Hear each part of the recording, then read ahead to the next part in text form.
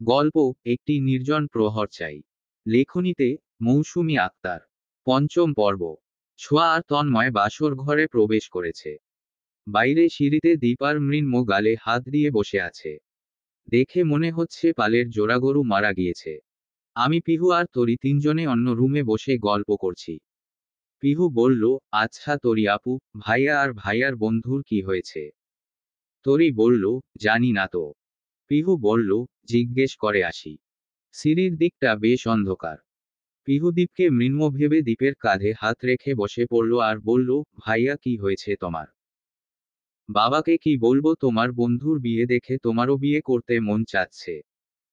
দীপ এক লাফ দিয়ে সিঁড়ি থেকে নেমে বলল, অহ মাই গড। মেয়ে মানুষের স্পর্শ। সব শেষ আমার। এইখানে মেয়ে এলো কইতে। পিহু এবার বুঝতে পারল এটা তার ভাই না, ভাইয়ের বন্ধু। মেয়ে মানুষের স্পর্শ, আমি শেষ। এই কথাটা শুনে পিহুর বেশ প্রেস্টিজে লাগলো। পিহু দাঁত কিরমির করে বলল, কি ব্যাপার সারের মতো চিল্লাচ্ছেন কেন? অদ্ভুত। দীপ বুকে ফু দিয়ে বলল, তুমি আমার গায়ে হাত দিয়েছ কেন? মেয়ে মানুষকে আমি ভয় পাই। এই প্রজাতি থেকে দূরে থাকার চেষ্টায় আছি।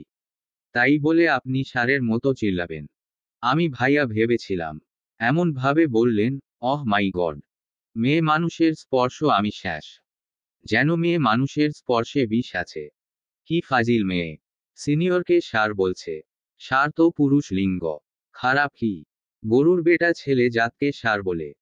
হাইরে মাইয়া মানুষ। কি লজিক রে বাবা। আপনি মেয়েদেরকে নিয়ে আজেবাজে কথা বলবেন আর আমি ছেড়ে দিব?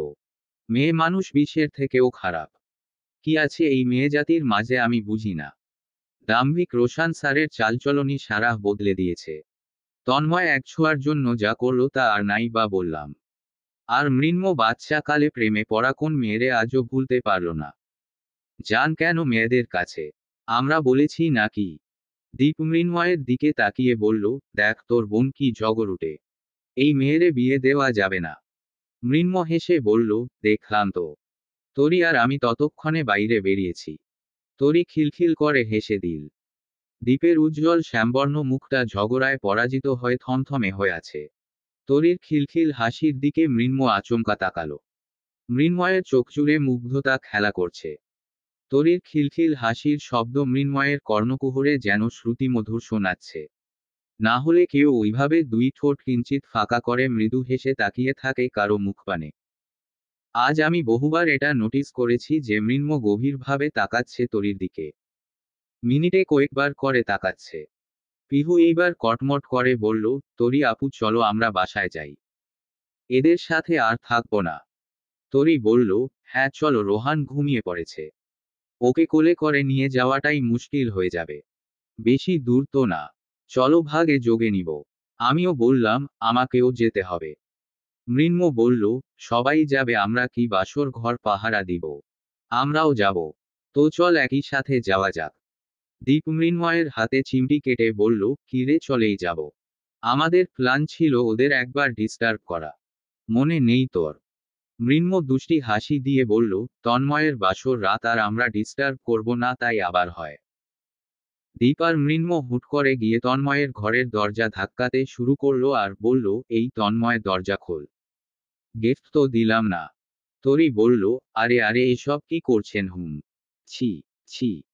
বেশ কিছুক্ষণ ডাকাডাকির পর তন্ময় দরজা খুলে বুকে হাত বেঁধে দরজায় দাঁড়িয়ে বলল, কি সমস্যা, ঘুমোবি আমাদের সাথে? মৃন্ময় পকেট থেকে কিছু একটা বের করে তন্ময়ের হাতে দিয়ে বলল, সারাহকে যে গিফট দিয়েছি তুই পাবি না তাই কি হয়? তন্ময় মৃন্ময়ের মুখে প্যাকেটটা গুজে দিয়ে বলল, শালা তুই খা। দীপ তন্ময়ের শেরওয়ানির দিকে উকিঝুঁকি দিয়ে কিছু একটা দেখছে। মৃন্ময়ও তাই করছে। তন্ময়ের চোখমুখ ভালো ভাবে দেখছে। তন্ময় ভ্রু কুঁচকে বলল, কি কাহিনী? কি দেখছিস? আস্তে করে মৃন্ময় বলল, লিপস্টিক খাইছিস কি না চেক করলাম। শালা ডাফার। বলেই তন্ময় দরজা লাগিয়ে দিল ঘরের। আমরা যে যার বাসার উদ্দেশ্য বেরিয়ে পড়লাম। আকাশ কেমন মেঘলা হয়েছে হঠাৎ। শীত প্রায় চলে এসেছে। এই অসময়ে আবার আকাশ মেঘলা কেন? মৃন্ময়ের কোলে রোহান রয়েছে। হাঁটতে হাঁটতে তরি মৃন্ময়কে উদ্দেশ্য করে বলল, আপনি তো খুব ফাজিল আছেন। দীপ চিল্লায় বলল, রাইট। আপনি রাইট বুঝেছেন। মৃন্ময় চোখ রাঙিয়ে দ্বীপের দিকে তাকিয়ে বোঝালো, ডোন্ট ডিস্টার্ব আসো। আমাদের মাঝে কথা বলিস না। অনেক কষ্টে কথা বলার একটু সুযোগ পেয়েছি।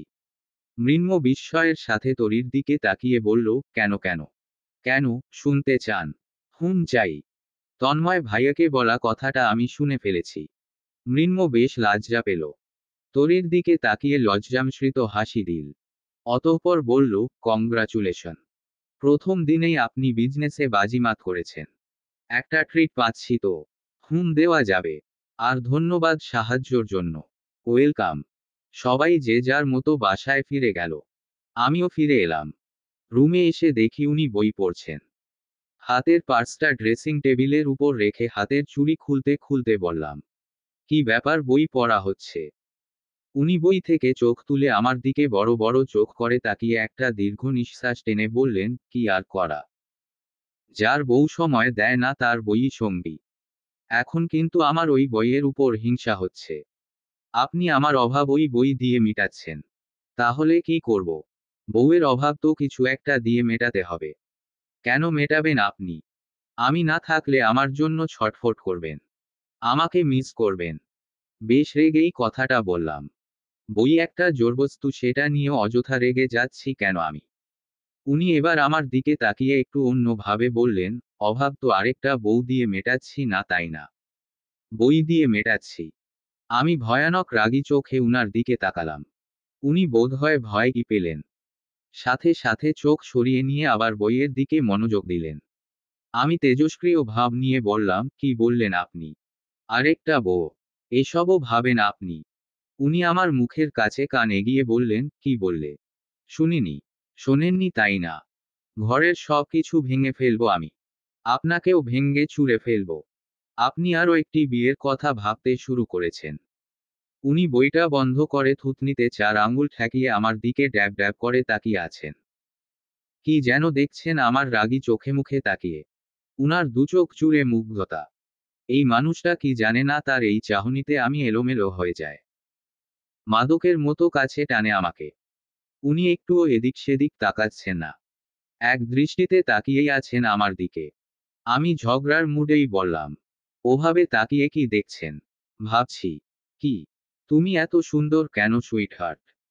এই যে সুইটহার্ট শব্দটা শুনে হঠাৎ বুকের মাঝে কেমন অদ্ভুত ভালো লাগা কাজ করলো। সেই ভালো লাগা বুঝতে না দিয়ে অভিমানের সুরে নিয়ে বললাম, আমি সুন্দর তাও আরেকটা বিয়ে করতে চান? অসুন্দর হলে কয়টা বিয়ে করতেন? উনি হেসে বললেন, তোমাকে রাগানো কত সহজ দেখো। আরও একটা বিয়ে তো দূরে থাক। অন্য কোনো মেয়ের দিকে কোনোদিন তাকানোর রুচিও আমার আসবে না। আমার দুচোখ তোমার মুগ্ধতায় আটকে গিয়েছে। নির্দিষ্ট কারো মুগ্ধতায় দুচোখ আটকালে কি অন্য কিছু দেখতে ইচ্ছে করে? শুনুন, আমি যদি মরেও যায় তবুও কিন্তু আপনি আরেকটা বিয়ে করবেন না। কথাটি বলেই আমি জানালা লাগাতে গেলাম। বাইরে এলোমেলো বাতাস শুরু হয়েছে। মনে হচ্ছে ঝড় আসবে এখনই। এরই মাঝে আর্স্ট দুটো হাত আমার কোমরে নেমে এলো। আমি বুঝতে পারলাম মানুষটা উনি ছাড়া আর কেউ না। কাঁধে থুতনি ঠেকিয়ে উষ্ণ নিঃশ্বাস ছাড়লেন। আলতো করে কোমর জড়িয়ে ধরে ঘাড়ে মুখ গুজে বললেন, কি সব বলো তুমি? এসব বলতে নেই। তোমাকে মিস করছিলাম, তীব্রভাবে মিস করছিলাম। একটা সময় রাগ হচ্ছিল, বিরক্তও হচ্ছিলাম। তাই তোমাকেও একটু রাগিয়ে দিলাম। এখানে উঠে এলেন কিভাবে? কষ্ট হয়নি আসতে? কিছু পেতে হলে তো কষ্ট করতেই হয়, তাই না? কি পাওয়ার কথা হচ্ছে? পরীক্ষার পরে গিফট দেওয়ার কথা ছিল। আমি কিন্তু ভুলিনি। মুহূর্তের মাঝে চোখমুখ লজ্জায় লাল হয়ে গেল আমার। উনি সেই কথা এখনো ভোলেননি। আমি তো ভুলেই গিয়েছিলাম। লজ্জায় চুপ করে রইলাম আমি। উনি নেশাক্ত কণ্ঠে বললেন, এই উস্কানিমূলক আবহাওয়া বলছে, সেই গিফট পাওয়ার উত্তম সময় এখনই। বাইরে ঝড়ো হাওয়া, হিম বাতাস, ঝুম বৃষ্টি, বিদ্যুতের ঝলকানি, মেঘের গর্জন, শরীরে শীতল অনুভূতি, সাথে প্রিয় মানুষটার আদুরে সঙ্গ। সব মিলিয়ে দারুণ এক অনুভূতির সৃষ্টি হচ্ছে হৃদয়ে। এই দারুণ আবহাওয়ায় মনে হচ্ছে জীবনের শ্রেষ্ঠ ভালো লাগামো অনুভূতিটুকু হৃদয়ে দোলা দিচ্ছে। আকাশের মেঘ বুঝি প্রেমবর্ষণের জন্য আজ ঝরছে। বৃষ্টির সাথে প্রেমের নিশ্চয়ই কোনো কানেকশন আছে। শীতল হাওয়ার সাথেও রোমাঞ্চকর অনুভূতিরও নিশ্চয়ই কোনো যোগসূত্র আছে। তা না হলে বৃষ্টি এলে প্রিয় মানুষের সঙ্গ কেন এত বেশি ভালো লাগে, শীতল হাওয়ায় কেন প্রিয় মানুষের আত্মার সাথে মিশে যেতে ইচ্ছে করে। নিচতলায় বাড়িওয়ালা খুব জোরে গান ছেড়েছেন, আমারও পোড়ানো যাহা চায়, তুমি তাই গো। গানের সুরে মন মাতোয়ারা করে তুলছে। নিচে কামিনী ফুলের মিষ্টি সুবাস নাকে খুশবু ছড়াচ্ছে। শ্যামসুন্দর মানুষটা আমাকে জড়িয়ে ধরে আদুরে আবদার করেই যাচ্ছে। সেই তখন থেকে কাঁধে থুতনি ঠেকিয়ে জড়িয়ে ধরে রেখেছে আর আমার সাথে বৃষ্টি দেখছে। তাকে বাধা দিতে ইচ্ছে হচ্ছে না, বরং আজ একটু বেশি ভালো লাগছে। তার প্রেম, তার ভালোবাসা, তার আদুরে স্পর্শ সবই ভীষণ ভালো লাগে আমার। বেশ কিছুক্ষণ পরে আবারও দুষ্টুমি ভরা কণ্ঠে বললেন, বারবার আমি তোমার কাছে আসি, তুমি আসো না কেন? কখনো নিজে থেকে আমাকে কিস করনি? আমার বার্থডেতে গিফট হিসাবে কিস চেয়েছিলাম। কি বলেছিলে? পরীক্ষার পরে। এখন তো পরীক্ষাও শেষ, ওয়েদারটাও উস্কানিমূলক। তাই গিফটটা আজই চাই। সত্যি তো সেদিন লজ্জা পেয়ে বলেছিলাম পরীক্ষা শেষ হোক। আজ কি বলবো? নিজে থেকে কিভাবে কিস করব? মিনমিনে কণ্ঠে বললাম, আপনি না সিক আজ, এসব কি কথা? আজ আমি সিক, তুমি গিফট দিলে মনে হচ্ছে সুস্থ হয়ে যাব। বউয়ের আদরের উপর আর কোনো মেডিসিন নেই। উনি আমাকে এবার উনার দিকে ঘুরিয়ে ঠোঁট এগিয়ে বললেন, গিভ মি। হঠাৎ কি ভেবে যেন দারুণ লজ্জা লাগছে। কিভাবে চুমু দিব? উনি চুমুর কথা বলছেন। লজ্জায় মিলিয়ে যাচ্ছি আমি। একদমই অসম্ভব ব্যাপার বলে মনে হচ্ছে। তাকে ধাক্কা দিয়ে বেলকনির দরজা খুলে বেলকনির রেলিং ধরে দাঁড়ালাম। এলোমেলো বাতাসে সামনের চুল উঠছে। বেকনিতে আছড়ে পড়া বৃষ্টি সমস্ত আমার গায়ে এসে লাগছে। মুহূর্তের মাঝে খানিকটা ভিজে গেলাম। কেন যেন বৃষ্টিতে ভিজতে ইচ্ছা করছে, মন খুলে নাচতে ইচ্ছে করছে। ভীষণ ভালো লাগছে সবকিছু। পিছন ফিরে উনার দিকে তাকালাম। ইস, কি সুন্দর দেখাচ্ছে উনাকে। এই যে ঢেলাঢালা সাদা গেঞ্জি, কালো ট্রাউজার, মুখে খোঁচা খোঁচা দাড়ি, কি সুন্দর দেখাচ্ছে উনাকে। উনি লাজুক হেসে নিচের ঠোঁট কামড়ে দাড়িতে হাত বুলোচ্ছেন আর গভীর দৃষ্টি নিক্ষেপ করে তাকিয়ে আছেন আমার দিকে। এই চাহনি আমার সবকিছু এলোমেলো করে দেয়। মানুষ এতটাও ফিট হয়? সব দিক থেকে পরিপূর্ণ। আমি লজ্জায় মুখ ফিরিয়ে আবারও বাইরে তাকালাম। উনি আমাকে ডাকলেন, সারাহ, ভিজলে কিন্তু ঠান্ডা লাগবে। লাগুক, তবুও ভিজব আমি। এইভাবে কিন্তু আমার থেকে পালাতে পারবে না আজ। স্বামীগত অধিকার থেকে আমাকে বঞ্চিত করতে পারবে না। পালাচ্ছি না তো, আপনিও আসুন, একসাথে ভিজি। আমি গেলে কিন্তু বাড়াবাড়ি হয়ে যাবে। কিছু করে ফেলবো কিন্তু, অনর্থক হয়ে যাবে। আচ্ছা, আপনাকে তাহলে আসতে হবে না, অনর্থকও করতে হবে না। আপনি অসুস্থ, ভিজলে আপনার ঠান্ডা লেগে যাবে। তুমি না এলে কিন্তু আমাকে যেতে হবে। আর গেলে বুঝতেই পারছো কি হতে পারে। বারবার কিসের ভয় দেখাচ্ছেন? আমি কোনো ভয় পাওয়া মেয়ে নই। তাই না? তাই। ওকে, কাম। এরই মাঝে বিদ্যুৎ চলে গেল। রুম অন্ধকারাচ্ছন্ন হয়ে গিয়েছে। আকাশে বিদ্যুতের ঝলকানিতে দেখা যাচ্ছে সুদর্শন এক পুরুষ দাঁড়িয়ে আছে রুমের মধ্যে। উনি ডাকলেন, সারাহ, রুমে এসে লাইট অন করো। কেন, ভয় পাচ্ছেন? পাচ্ছি, বেকনিতে পরী দাঁড়িয়ে আছে। অনেক দিনের শখ পরীর সাথে রোমাঞ্চ করার। মনে হচ্ছে আগে করেননি। কথা বলে সময় নষ্ট করছো। রুমে এসো কুইক। না হলে আমি আসছি। আসছি আমি। অন্ধকারে পা টিপে টিপে রুমে প্রবেশ করতেই উনি আমায় ধরে ফেললেন। অন্ধকারে উনাকে স্পষ্ট দেখা যাচ্ছে না, তবে বাইরের ল্যাম্পপোস্টের আলোয় উনার মুখ দেখা যাচ্ছে। কানের কাছে মুখ এনে ফিসফিস করে বললেন, এত পালাচ্ছ কেন? দাও এবার। লজ্জা করছে আমার। কিসের লজ্জা? জানি না। এসব লজ্জার কথা বলে আজ আর পার পাবে না। Need a kiss. আমি পারি না এসব। শিখিয়ে দিচ্ছি আমি। না শেখাতে হবে না। তাহলে তুমি আমায় শিখাও। তাও পারবো না আমি, কিছুই পারবো না। এভাবে পারবো না, আর পারি না বলে বলে আমায় ফাঁকি দিচ্ছ তুমি। আজ পারতেই হবে তোমাকে। ছাড়ুন আমায়, লজ্জা পাচ্ছি আমি। উনি আমার ডান গালে হাত রেখে বাম গালে চুমু দিয়ে বললেন, এভাবে কিস দিতে হয়, আমি যেভাবে দিলাম। তুমি চাইলে একটু ভিন্ন ভাবে দিতে পারো। হিন্দি মুভির মতো। ছি, আমি পারবো না। উনি আমায় ছেড়ে দিয়ে বললেন, ওকে, লাগবে না। বুঝেছি ভালোবাসো না আমায়। নিশ্চয়ই অন্য কারো সাথে কমিটেড তুমি। নিশ্চয়ই কাউকে কথা দিয়ে রেখেছ বরকে কোনোদিন চুমু টুমু দিবে না। ফাইন দিতে হবে না। ছি, কাকে কথা দিব? এমন কেউ নেই। আছে কি না নেই I don't know. Good night. রাগ করলেন? আমার রাগ এখনো দেখনি তুমি, তাই জানো না। এইবার বুঝবে রাগ। উনি বেশ রাগ দেখিয়েই বিছানায় গিয়ে শুয়ে পড়লেন। পুরুষ মানুষ কি ননসেন্স নাকি? এরা বোঝে না কেন মেয়েদের সব কিছুই ভালো লাগে কিন্তু লজ্জায় প্রকাশ করতে পারে না। এসব নিয়েও মানুষ রাগ করে। কি করব এখন? রাগ করে থাকলে তো আমারই ভালো লাগবে না। চোখ মুখ বন্ধ করে একটা চুমু দিয়ে দিব ব্যাস। কিভাবে রাগ ভাঙাতে হয় সারাহ ভালো করেই জানে। সারাহ এমন ম্যাজিক জানে, রাগ টাগ সব ফুস হয়ে রোমান্টিক হয়ে যাবে এক্ষুনি। বেলকনির দরজা বন্ধ করে চেঞ্জ করে একটা হালকা গোলাপি নাইটি পরে ফোনের টর্চ অন করে উনার পাশে শুয়ে পড়লাম। আজ প্রথমবার নাইটি পরলাম। এর আগে কখনোই পরা হয়নি উনার সামনে। মানুষটা কি পরিমাণ রাগ করেছে। আমার যে ইচ্ছা নেই চুমু দেওয়ার তা নয়, কিন্তু লজ্জা লাগছে, এটাই সমস্যা। উনি তো এদিক তাকাচ্ছেনই না। মনে হচ্ছে খুবই রেগে গিয়েছেন। রাগটা ভাঙাতেই হবে। আস্তে করে বুকের উপর হাত রাখলাম। হাত রাখতেই উনি হাতটা সরিয়ে দিয়ে বললেন, কি হচ্ছে এসব? কি হবে? ওদিকে ঘুরে শুয়ে আছেন কেন? আমার মুখ দেখতে কি খুব বিশ্রী? একদম ন্যাকামি করবে না। কথা বলতে ভালো লাগছে না, ঘুমো। দেখুন কি পরেছি। যা ইচ্ছা পরো। হট ড্রেস পরেছি। ন্যাকেড থাকলেও দেখার ইচ্ছা নেই। কি অসভ্য কথা বলেন আপনি। ভারী অসভ্য তো। ফু। বুঝতে পারলাম মুখে কিছু বলে রাগ কমবে না। ভিন্ন কিছু করতে হবে। উনার পরনের ঢিলাঢালা গেঞ্জির ভেতর কিছু না বলেই ঢুকে গেলাম। উনি বলে উঠলেন, আরে আরে কি করছো? বাকিটুকু বলার আগেই উনার দুই গালে চুম্বনের আদর এঁকে দিলাম। ঠোঁটে ঠোঁট মিলিয়ে কোনো কথা বলারই সুযোগ দিলাম না। সব লজ্জা অতিক্রম করে গেলাম। পুরুষ মানুষ বোধহয় আদর আর ভালোবাসা পেলে সব রাগ ভুলে যায়। এরা নারীর ভালোবাসাতেই তুষ্ট।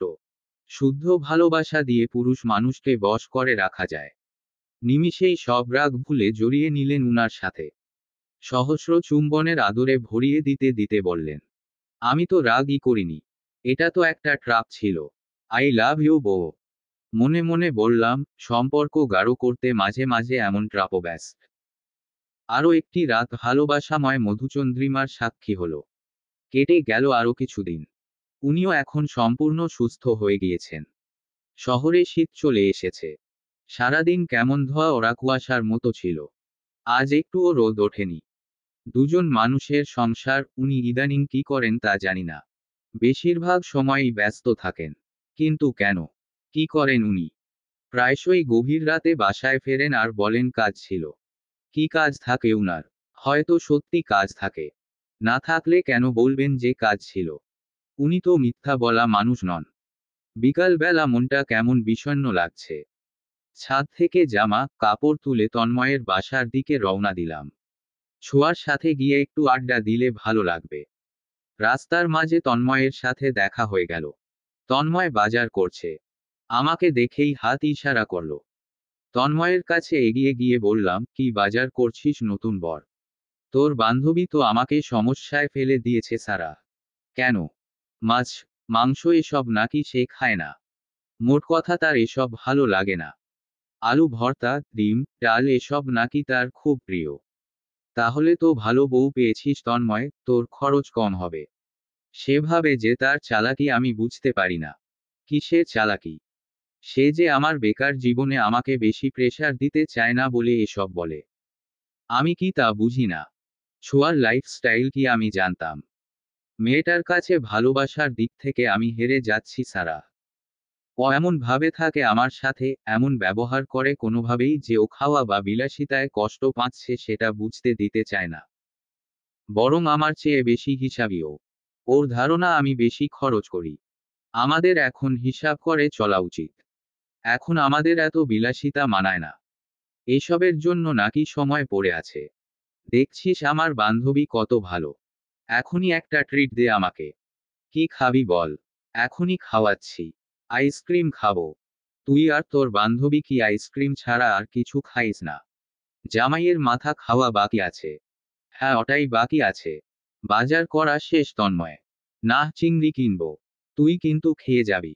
ওয়াও, আই লাভ চিংড়ি। শোন, ছোঁয়া চিংড়ি খেতে খুব পছন্দ করে।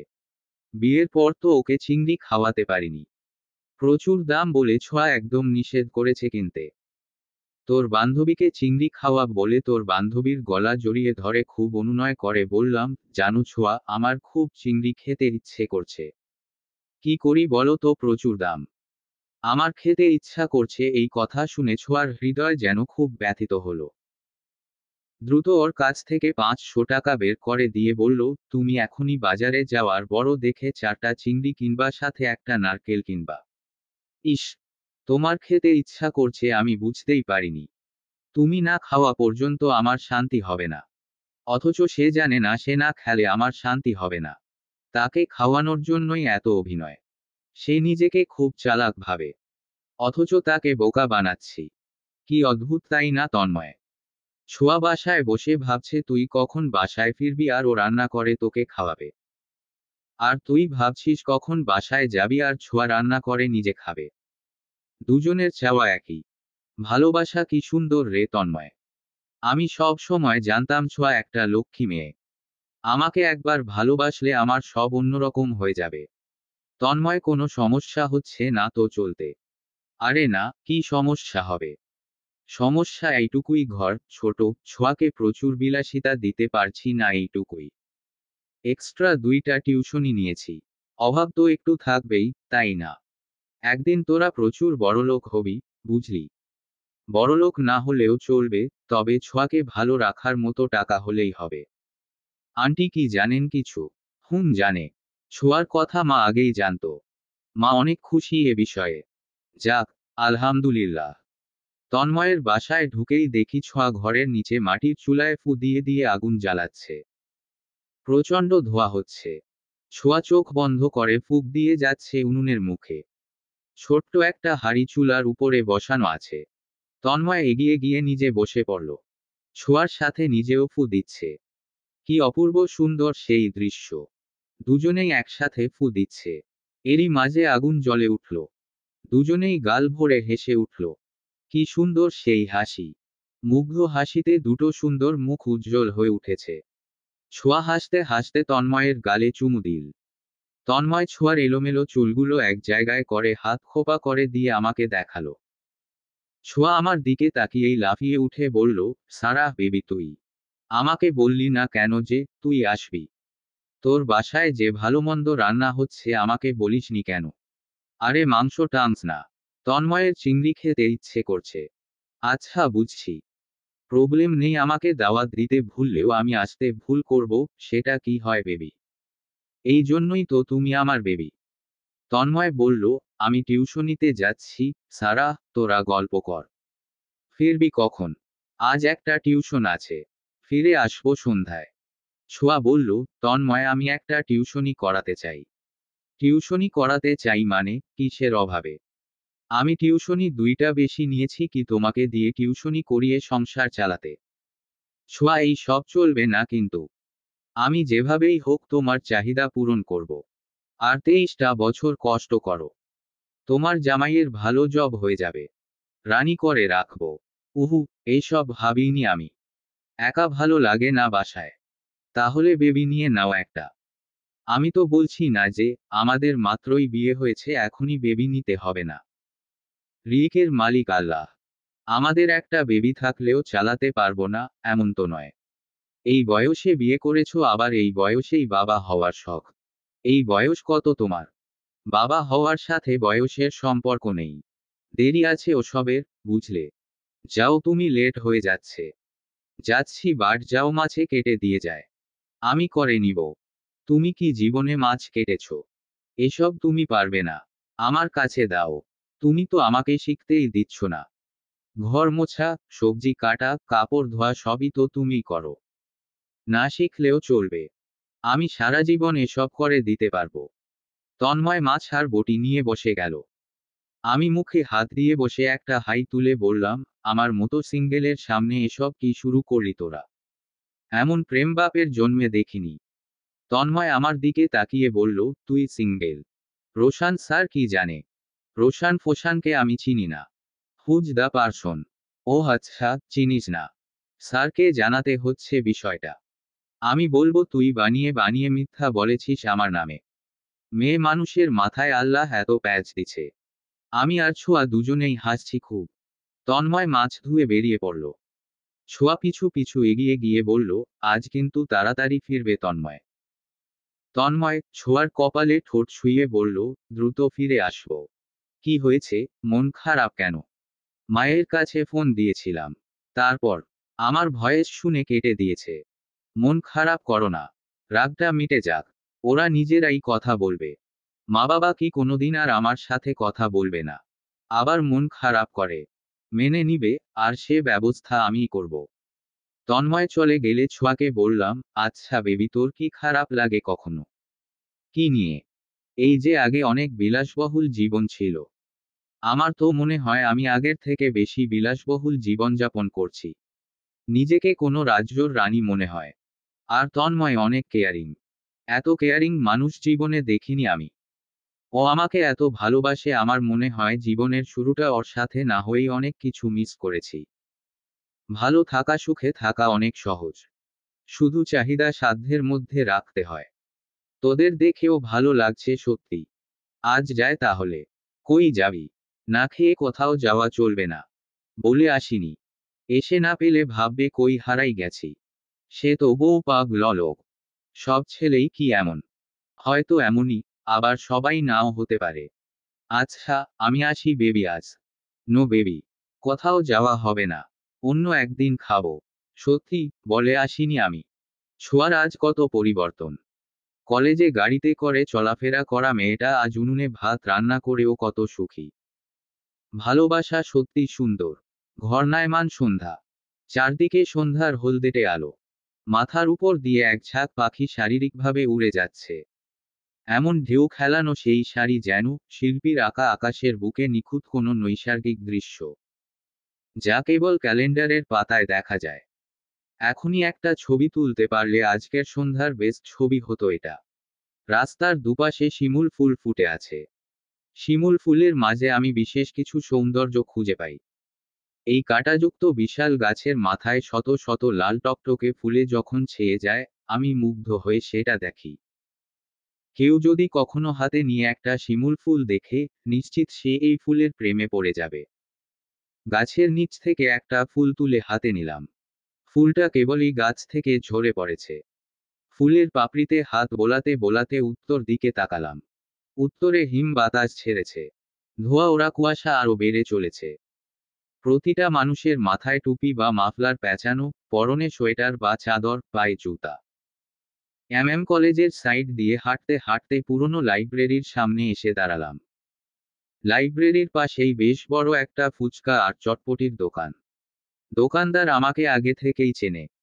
আমাকে দেখেই বলল, আপা আজ এ সময়ে এখানে? আপনার দল বল কই? আমি স্বভাবসুলভ হেসে বললাম, এদিকেই বাসা নিয়েছি। একটু ঘুরতে এসেছিলাম। চটপটি দেব? না, আজ খেতে ইচ্ছা করছে না। মন খারাপ আপা? না, এমনি। পরে এসে খেয়ে যাব। এরই মাঝে একটা রিকশা আমার সামনে থেকে অতিক্রম করে বলল, দড়াটানা যাবেন? জি যাব। রিকশায় উঠে বেশ মন খারাপ লাগছে। সেই দুপুর থেকে তার কোনো খোঁজ নেই। একটা বার আমাকে ফোন করল না। মানুষ কি এত বিজি থাকে যে 1 মিনিট ফোনও দিতে পারে না? ভেতর থেকে কেউ একজন বলে উঠল, শুধুই তার দোষ। তুমি কেন তাকে ফোন দাওনি? সে পুরুষ মানুষ, অনেক ঝামেলায় থাকে। তুমিও তো ফোন দিতে পারো। আমি কেন ফোন দিব? সে যদি আমাকে ভালোবাসে নিশ্চয়ই সে আমাকে ফোন দিবে। সে না দিলে আমিও দিব না। নিজেই নিজের সাথে যুদ্ধ করছি। এরই মাঝে ফোনে মেসেজের রিংটোন বেজে উঠল। এই যে সব মানবিমান এক মুহূর্তের মাঝে উধাও হয়ে গেল। ফোনের স্ক্রিনে ভাসছে শ্যামসুন্দর পুরুষ নামটা।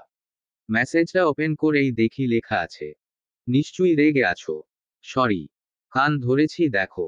I really miss you. Phone সার্ভিসিংয়ে ছিল, তাই ফোন দিতে পারিনি। কি ছিল এই একটা মেসেজে?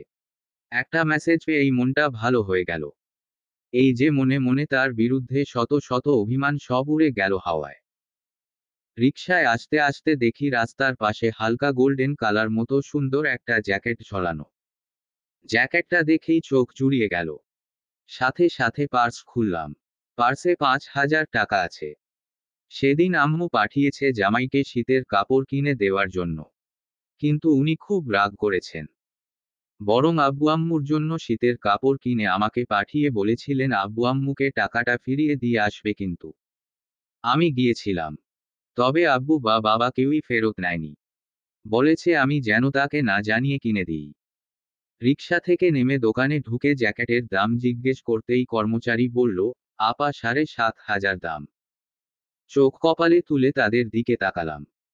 তাদের বলা দামটা যে আমার পছন্দ হয়নি সেটা আমার মুখ দেখেই বুঝে গেলেন।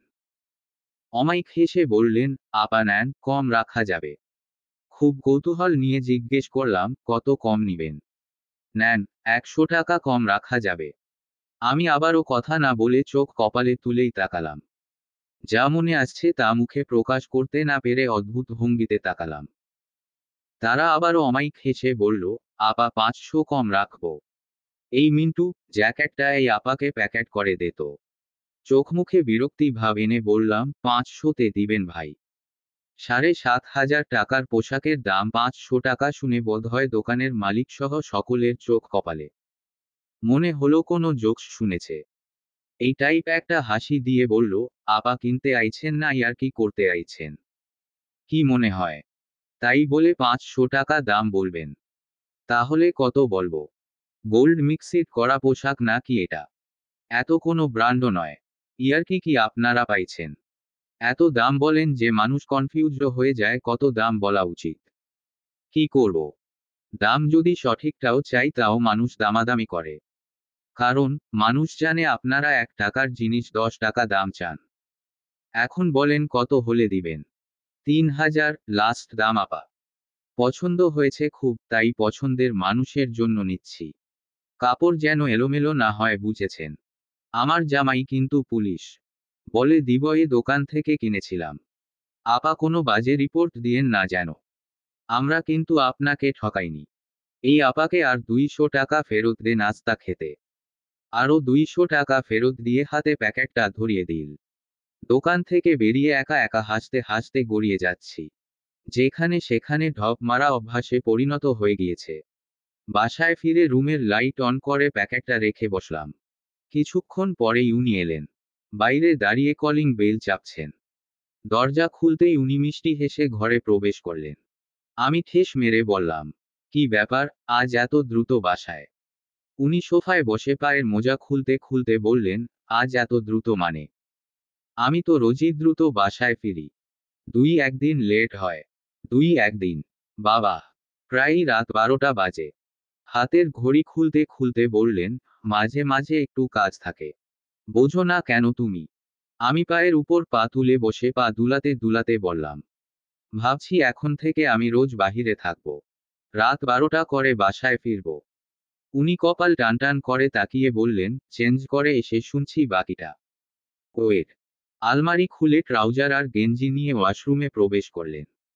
কিছুক্ষণ পর কালো ট্রাউজার আর সাদা গেঞ্জির উপরে কালো শীতের কোট পরে এলেন। আমার বিপরীত পাশের সোফায় বসলেন। উনিও পায়ের উপর পা তুলে বসলেন, কোটের 2 পকেটে 2 হাত গুজে রাখা। কপাল টানটান করে আমার পায়ের দিকে তাকালেন। আমি যে পায়ের উপর পা তুলে নাচাচ্ছি তাতে নুপুরের রিনঝিন শব্দ হচ্ছে। কালো জরজেট শাড়িতে পা দুটো বেশি ফর্সা দেখাচ্ছে। উনি সেদিকে খেয়াল রেখে বললেন, আচ্ছা তারপর বলো, বাহিরে থেকে কি করার ইচ্ছা? দোকানে বসে চা খাবো, সিগারেট খাবো, পলিটিক্যাল গল্প করব। পুরুষ মানুষ যদি ঘরে বউ রেখে বাইরে এসব করতে পারে আমি কেন পারবো না? উনি এমন ভাবে তাকালেন কপালের চামড়ায় 3-4টা ভাঁজ পড়ে গেল। এমন অদ্ভুত কথা শুনে বেশ অবাক বনে গেলেন। একভাবে তাকিয়েই আছেন আমার দিকে। কোনো উত্তর দিচ্ছেন না। ওইভাবে তাকিয়ে থাকতে দেখে বললাম, কি দেখছেন? দেখছি না, ভাবছি। কি? এই যে কখন পাগল টাগল হয়ে যাব। কেন? বউ সারাক্ষণ মুগ্ধ করে চলেছে। শাড়ি পরে সেজে বসে থাকলে পাগল না হলেও অন্যায় হবে। পাম দিচ্ছেন কেন? উনি চট করে আমার পাশে এসে বসে আমায় জড়িয়ে ধরে বললেন, কি হয়েছে, এত ঝগড়া করছো কেন? আমি তো ঝগড়াই করি। ভালো হচ্ছে জিনাত আপা। আরো একটু শক্ত করে জড়িয়ে ধরে বললেন, কি জিনাত জিনাত করছো? তোমার এই চঞ্চলতার জন্য বেশি মুগ্ধ আমি। থাক হয়েছে, আর বলতে হবে না। একটা চা বা কফি খাওয়াবে, উইথ চুমু। আমি লজ্জা পেয়ে উঠে গেলাম চা বানানোর উদ্দেশ্য। পেছনে ফিরে দেখি উনি তাকিয়ে আছেন আমার দিকে। চট করে ফিরে এসে উনার গালে চুমু দিয়ে আবার রান্নাঘরের দিকে গেলাম। উনি ভুবন ভোলানোর একটা হাসি দিলেন। গ্যাসে পানি দিয়ে উনাকে ডেকে বললাম, সোফার উপর রাখা প্যাকেটটা খুলুন তো। উনি এদিক ওদিক তাকিয়ে প্যাকেটটা পেলেন। প্যাকেটটা খুলে জ্যাকেটটা পেলেন। জ্যাকেটের উপর আমি একটা লাল কাগজে লিখে রেখেছি, শ্যামসুন্দর পুরুষ, এটা আপনার গায়ে খুব মানাবে। যখন এটা পরবেন আমার খুশবু পাবেন। উনি জ্যাকেটের গায়ে চুমু দিয়ে বললেন, ডিয়ার বউ, this gift is very exceptional for me. Thank you so much princess. চায়ের কাপে চা এনে উনার হাতে দিলাম। দুজনেই বসে চা খাচ্ছি। আমি চায়ের কাপে চুমুক দিয়েছি, উনি হঠাৎ ঝুঁকে এসে আমার চায়ের কাপে চুমুক দিলেন। সাথে সাথে ঠোঁটের সাথে ঠোঁট মিশে গেল। উনি লাজুক চোখে আমার দিকে তাকালেন। আমিও হেসে দিয়ে চায়ের কাপ ছেড়ে দিলাম। এরই মাঝে উনার ফোন বেজে উঠল। আমি উঠে গিয়ে উনার ফোনটা এনে দিলাম। উনি ফোন কানে দিয়ে টিভি অন করলেন। এখনই খেলা শুরু হবে। ব্রাজিল বনাম আর্জেন্টিনা। ফোনের ওপাশ থেকে বলে উঠল, কি ভাই, কি করছেন? তোমার ভাবিকে নিয়ে খেলা দেখছি। ভাবি কোন দল ভাই? আমার বউ তো আর্জেন্টিনা। খুব প্যারা দিচ্ছে। ঘরে টিকা যাচ্ছে না। উনি আমার কাঁধের উপর হাত দিয়ে আমাকে উনার কাছে টেনে নিয়ে বললেন, আমার বউ ওই সব আজেবাজে দল আর্জেন্টিনার সাপোর্টার নয়। She is very cute girl. তাই সে ব্রাজিলের সাপোর্টার। এটুকু বলেই উনি আমার থুতনি ধরে বললেন, তাই না সারা? আমি অগ্নিচোখে তাকালাম উনার দিকে। আমাকে অগ্নিচোখে তাকাতে দেখেই উনার মুখের হাসি নিভে গেল। দ্রুত ফোনটা কেটে আমার দিকে সরল চোখে তাকিয়ে ভ্রু নাচিয়ে বললেন, হোয়াট হ্যাপেন্ড? আমি সাথে সাথে উঠে কোমরে হাত বেঁধে দাঁড়ালাম। রাগে ফুঁসতে ফুঁসতে বললাম, কি বললেন? আর্জেন্টিনা আজে বাজে দল। উনি বেশ ভ্যাবাচ্যাকা খেয়ে বললেন, তো তোমার এতে রেগে যাওয়ার সাইন্স বুঝলাম না। তুমি তো ব্রাজিলের সাপোর্টার। আমি ব্রাজিল সাপোর্টার, হ্যাঁ। আপনাকে কে বলেছে আমি ব্রাজিল সাপোর্টার? আর আপনি কোন সাহসে আজেবাজে দল বললেন, তার কৈফিয়ত দেন। অদ্ভুত। তোমার রুমে গিয়ে দেখেছিলাম নেইমারের একটা ছবি টাঙানো। ওটা আমি নই, আমার আপু টাঙিয়েছে। ওহ, তার মানে তুমি ব্রাজিলিয়ান নও। আপনি ভাবলেন কিভাবে আমি ওই সেভেন আপ খাওয়া দলের সাপোর্ট করব? উনি ভ্রু কুঁচকে বললেন, কি হো? সেভেন আপ খাওয়া দল? যে দল 5বার চ্যাম্পিয়ন হয়েছে, তাকে তুমি সেভেন আপ খাওয়া দল বলছো? 5বার কাপ নিয়েছে ব্রাজিল। ওহ, আপনি তাহলে কাপ দেখে দল সাপোর্ট করেন। অবশ্য এটা আপনার একার দোষ নয়। বেশিরভাগ ব্রাজিল সাপোর্টাররা ওই 5বার কাপ নিচ্ছে দেখেই ব্রাজিল সাপোর্ট করে। না হলে করতো না। তাহলে তুমি কি দেখে আর্জেন্টিনাকে সাপোর্ট করো? আমি খেলা দেখে দল সাপোর্ট করি। আমি একজন রিয়াল দর্শক, যে কাপ দেখে নয় বরং খেলা ভালো দেখে দল সাপোর্ট করে। আর্জেন্টাইন ভালো খেলে তাহলে ব্রাজিল এতবার কাপ পেল কেন? ভালো না খেললে কেউ কাপ পায়। কাপটা ভাগ্যের ব্যাপার, বুঝেছেন? কাপ পাইছে বলেই কি ভালো হয়ে গেল? আমরা আর্জেন্টিনা সাপোর্টাররা কাপ দেখি না। আমাদের কাছে হারলেও আর্জেন্টিনা ভালো, জিতলেও আর্জেন্টিনা ভালো। হ্যাঁ, ওইটা জাতীয় স্লোগান তোমাদের। হোক জাতীয়, আপনারে বলতে বলেছি আমি। না, আমার এ ব্যাপারে কিছুই বলার নেই। তোমাদের কিছু থাকুক বা না থাকুক, মুখ তো আছে। সেভেন আপ তো আর নেই। ভালো করে সেভেন আপ খান, বুঝছেন? ছি, ছি। তাই বলে সেভেন আপ। গোল দিয়েছিল জার্মানি দল, তোমাদের এত আনন্দ কেন বুঝলাম না। তখন কি জার্মানির সাপোর্টার হয়ে গেছিলে? নিজেরা না পেরে অন্যর দেওয়া গোল নিয়ে মাতামাতি। লজ্জা থাকা উচিত। কি? এত বড় কথা। আমার লজ্জা নেই। উনি খিলখিল করে হেসে উঠলেন। সেই হাসিতে শরীরের আগের পরিমাণ আরো বেড়ে গেল। উনাকে হাসতে দেখে বললাম, এমন বিশ্রীভাবে হাসছেন কেন? মেজাজটাই খারাপ করে দিছেন।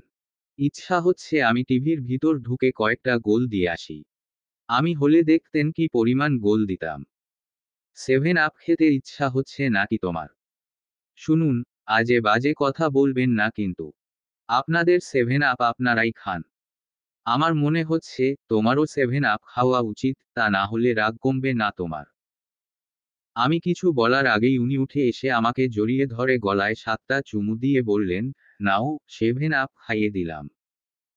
উনার গাল ভরা হাসি, ভীষণ মিষ্টি হাসি। ঠোঁট কামড়ে ধরে গভীর দৃষ্টিতে তাকিয়ে আছেন আমার দিকে। উনার চোখও যেন হাসছে। আকস্মিক উনার এহেন কাণ্ডে আমি হতভম্ব হয়ে গেলাম। কি বলবো বুঝতে পারছি না। উনি আমার থুতনি ধরে বললেন, তাও রেগে থাকবে? চাইলে তুমিও আমাকে 7 আপ খাওয়াতে পারো, যেভাবে আমি খাওয়ালাম। সরি, 7 কেন, মিলিয়ন বিলিয়ন ছাড়িয়ে যেতে পারো, আমি একটুও রাগ করব না। লজ্জায় চোখ নামিয়ে ফেললাম। কি সব বলেন উনি? আমাকে উনার বুকের সাথে জড়িয়ে ধরে বললেন, কিভাবে রেগে যাও তুমি? যত রাগো তত ভালো লাগে। তুমি কি পাগল? আমি বাচ্চাদের মতো খেলা নিয়ে ঝগড়া করে ঘরে অশান্তি করব? মানুষকে দেখি এসব করে। খেয়ে কাজ না থাকলে মানুষ অনেক কিছুই করে। একদল সাপোর্ট করে বলে আরেক দলকে অপমান করা মানুষ ফুটবল প্রেমী হতে পারে না। সব দলই বেস্ট। আর খেলায় হার জিত থাকবেই। আপনি তাহলে প্রকৃত ফুটবল প্রেমী? না, আমি আমার বউ প্রেমী। এ কথা বলেই আমাকে আরো খানিকটা শক্ত করে জড়িয়ে ধরলেন। ঝগড়ার মুড কোথায় হারিয়ে গেল জানি না। আমাকে কন্ট্রোল করার অসীম ক্ষমতা আল্লাহ এই মানুষটাকে দিয়েছেন। দিন দিন উনার প্রতি আমার আসক্তি বেড়েই চলেছে। এত বেশি আসক্তি যে একটা মুহূর্ত উনাকে ছাড়া কাটাতে পারি না। মানুষ মানুষকে এতটা ভালো কিভাবে বাসতে পারে? এই মানুষের শরীরের আশ্চর্যরকম এক ফুলের খুশবু পাই আমি। যে খুশবুতে মন মাতোয়ারা করে তলে। হারিয়ে যায় এই মানুষের প্রেমের গহীন অতলে। ছাড়ুন বাবা, আর দাদুকে ফোন দিতে হবে। উনি আমায় ছেড়ে দিয়ে বললেন, আচ্ছা ফোন দাও। উনি সোফায় বসে পূর্ণ মনোযোগ দিয়ে খেলা দেখছেন। বাবার নাম্বারে ফোন দিতেই ফোনের ওপাশ থেকে বাবা বললেন, হ্যালো মা, কেমন আছো? জি বাবা, আলহামদুলিল্লাহ ভালো আছি। বলছি, দাদুকে নিয়ে চলে আসুন। আর কতদিন পরের বাড়ি থাকবেন? এই তো, আসবো মা। পরের বাড়ি কোথায়? তোমার ফুফু আসতেই দিচ্ছে না। কিন্তু আপনাদের ছাড়া আমাদের ভালো লাগছে না। বাবা কালই কিন্তু চলে আসবেন। আসবো মা। তার আগে আমার একটা ইচ্ছা আছে, সেটা পূরণ করে নিয়ে আগে। কি ইচ্ছা, বাবা? রোশানের কাছে ফোনটা দাও তো মা। আমি ফোন এগিয়ে দিয়ে বললাম, নিন বাবা, কথা বলবে আপনার সাথে। উনি ফোন কানে দিয়ে সালাম দিয়ে বললেন, বাবা এসব কি হচ্ছে? আজ না কাল, কাল না পরশু এসব কেন করছেন? আমি যেন কাল ভোরে আপনাদেরকে এখানে উপস্থিত থাকতে দেখি। আসবো বাবা, তার আগে আমার কিছু স্বপ্ন আছে। সেসব পূরণ করতে চাই। যদি তুমি অনুমতি দাও। কি স্বপ্ন বাবা? তোমার দাদু আমাকে মানুষ করতে অনেক কিছুই বিসর্জন দিয়েছেন। মানুষটা বুড়ো হয়েছেন কিন্তু জীবনের কোনো শখ তার পূরণ হয়নি। আমি ভেবেছি আমার বাবাকে নিয়ে আমি সারা দেশ ঘুরব। আমার বাবাকে আমি সমুদ্র পাহাড় সহ বাংলাদেশে দেখার মতো যা যা আছে সব দেখাবো। পাসপোর্ট করব, বাবাকে নিয়ে ইন্ডিয়াও ঘুরব। হজে নিয়ে যাব। আমার খুব ইচ্ছা হয়েছে নতুন করে দেশ বিদেশ ঘুরিয়ে দেখানোর। প্রতিটা বুড়ো মানুষেরই শখ থাকে, কিন্তু আমরা তাদের শখাহ্লাদেকে গুরুত্ব দিই না। নিজেরা ঘুরি, অথচ যাদের জন্য ঘোরাঘুরি করার মতো সামর্থ্য অর্জন করলাম, তাদের নিয়ে ঘোরার কথা ভাবি না। বাবা, আমি আপনার ছেলে হতে পেরে সত্যি গর্ববোধ করছি। আপনার এমন মন মানসিকতায় আমি ধন্য। আমি কিছু জমি বিক্রি করতে চাচ্ছি। তোমার কি আপত্তি আছে? না বাবা, কিসের আপত্তি? তাছাড়া টাকা আমার থেকে নেন। আপনার অ্যাকাউন্টে আমি পাঠিয়ে দিচ্ছি। তোমার এখন টাকার সমস্যা আমি জানি। তোরই রোহানের খরচ, নিজের সংসার, এসব নিয়ে ভাবতে হবে না। সারা জীবন তো জমি রাখলাম। রেখে রেখে তোমার আম্মা আর ওশানের মতো অমানুষ খাইয়েছি। জমি দিয়ে কি হবে বাবা? তোমার জন্য যা রাখা আছে তোমার সমস্যা হবে না। তোমার দাদুর নামের যে জমি আছে সেগুলো তোমার আর রোহানের নামে লিখে দিতে চাচ্ছে। আর আমি সিদ্ধান্ত নিয়েই ফেলেছি, শহরের দিকে যে জমি আছে সেখান থেকে 5 শতক বিক্রি করে দিব। কিছু ব্যাংকে রেখে দিব, তুমি বাড়ি করার সময় নিও। আর বাকি টাকা দিয়ে তোমার দাদু আর আমি ঘুরব। বাবা, আপনার জমি, যা ইচ্ছা করুন। আমার কাছে শুনে কেন লজ্জা দিচ্ছেন, বলুন তো? তোমার কাছে না শুনলে আমি কিছুই করতে পারি না। তুমি আমার বল ভরসা সব। বাবা, আম্মার বিষয়ে কি কিছু ভেবেছেন? আমার সব সময় আম্মার জন্য খারাপ লাগছে। কিন্তু আম্মার পাপের কথা ভেবে খারাপ লাগা উধাও হয়ে যাচ্ছে। মানসিকভাবে খুব অশান্তিতে আছি। কি করব বুঝতে পারছি না। শোনো, ওই মহিলার নাম উচ্চারণ করো না। ওই মহিলাকে আগেই শায়েস্তা করা উচিত ছিল। যেভাবে ওশানের বউ থাকতে আরেকটা বিয়ে দিতে উঠে পড়ে লেগেছিল, ঠিক সেইভাবে আমার আরেকটা বিয়ে করা উচিত ছিল। তাহলে নিজের সতীনের সাথে ঝামেলা করতে করতে আর ছেলের বউদের ঘরে সতীন আনার কথা ভাবত না। ভুলটা আমিই করেছি। বাবা, আম্মা অনুতপ্ত। আইন যা শাস্তি দেবে তাই হবে। অনুতপ্ত হলে কি পাপ কমবে? জি বাবা, কেউ অনুতপ্ত হলে ক্ষমা করতে হয়। শোনো, তোমাদের আম্মা যা খুশি করো। তবে আমি ওই মহিলার মুখও দর্শন করব না। আমি আর এক সেকেন্ডও ওই মহিলার মুখ দেখব না। আপাতত যেখানে আছে থাকুক। বছরখানিক থাকুক, টাইট হয়ে যাবে। বাবা, আমি একটা জমি নেওয়ার কথা ভাবছি। কোথায়? বাবা, শহর থেকে দূরে, নিরিবিলি জায়গা। কি করবে? চাষ? না বাবা, অন্য প্ল্যান আছে, আপনাকে জানাবো। রাতে খাওয়া শেষ করে দুজনেই কম্বল গায়ে দিয়ে শুয়ে শুয়ে ফোন চাপছি। ফোন চাপতে চাপতে বললাম, এখন কিসের জন্য জমি কিনবেন? কিনবো, এমনি। ফাঁকা জায়গা, জমি কেন? দেখি কি করা যায়। আরেকটা বিয়ে করে ওখানে নিয়ে তুলবেন নাকি? উনি ফোনটা রেখে আমার দিকে তাকিয়ে আমার নাক টেনে দিয়ে বললেন, সারাদিন কি মাথায় এসব ঘোরে? হুম। আজকাল পুরুষদের বিশ্বাস নেই।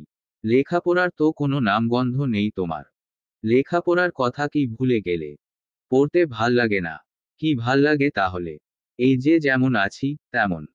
তুমি আমার বউ, বুঝলে? সময় থাকতে লেখাপড়ায় মন দাও। আমি কি চাকরি করব নাকি যে এত পড়ব? পাশ করলেই হলো। কেন করবে না চাকরি? আমার বর চাকরি করে, আমি কি জন্য চাকরি করব? আমি করি তো কি হয়েছে? তোমার করতে আপত্তি কিসের? বউয়ের ইনকাম খাওয়ার এত লোভ কেন? উনি কপাল কুঁচকে তাকিয়ে বললেন, কি? আমি বউয়ের ইনকাম খেতে চাচ্ছি? তাছাড়া কি? আমারে মাফ কইরা দেন ম্যাডাম, আপনাকে আর পড়তে বলবো না। এ কথা বলেই উনি ফোন রেখে কম্বল মুড়ি দিলেন। আমিও বেশ কিছুক্ষণ ফোন চাপাচাপির পর ঘুমিয়ে গেলাম। ঘুমের ঘোরে স্বপ্ন দেখছি আমি ফুটবল খেলছি। নিজেকে মেসির অবস্থানে দেখতে পারছি। মানে আমি নিজেই মেসি হয়ে গিয়েছি। ব্রাজিলের বিপক্ষে প্রচুর গোল দিচ্ছি। চারদিকে সবাই আমাকে উদ্দেশ্য করে উল্লাস করছে।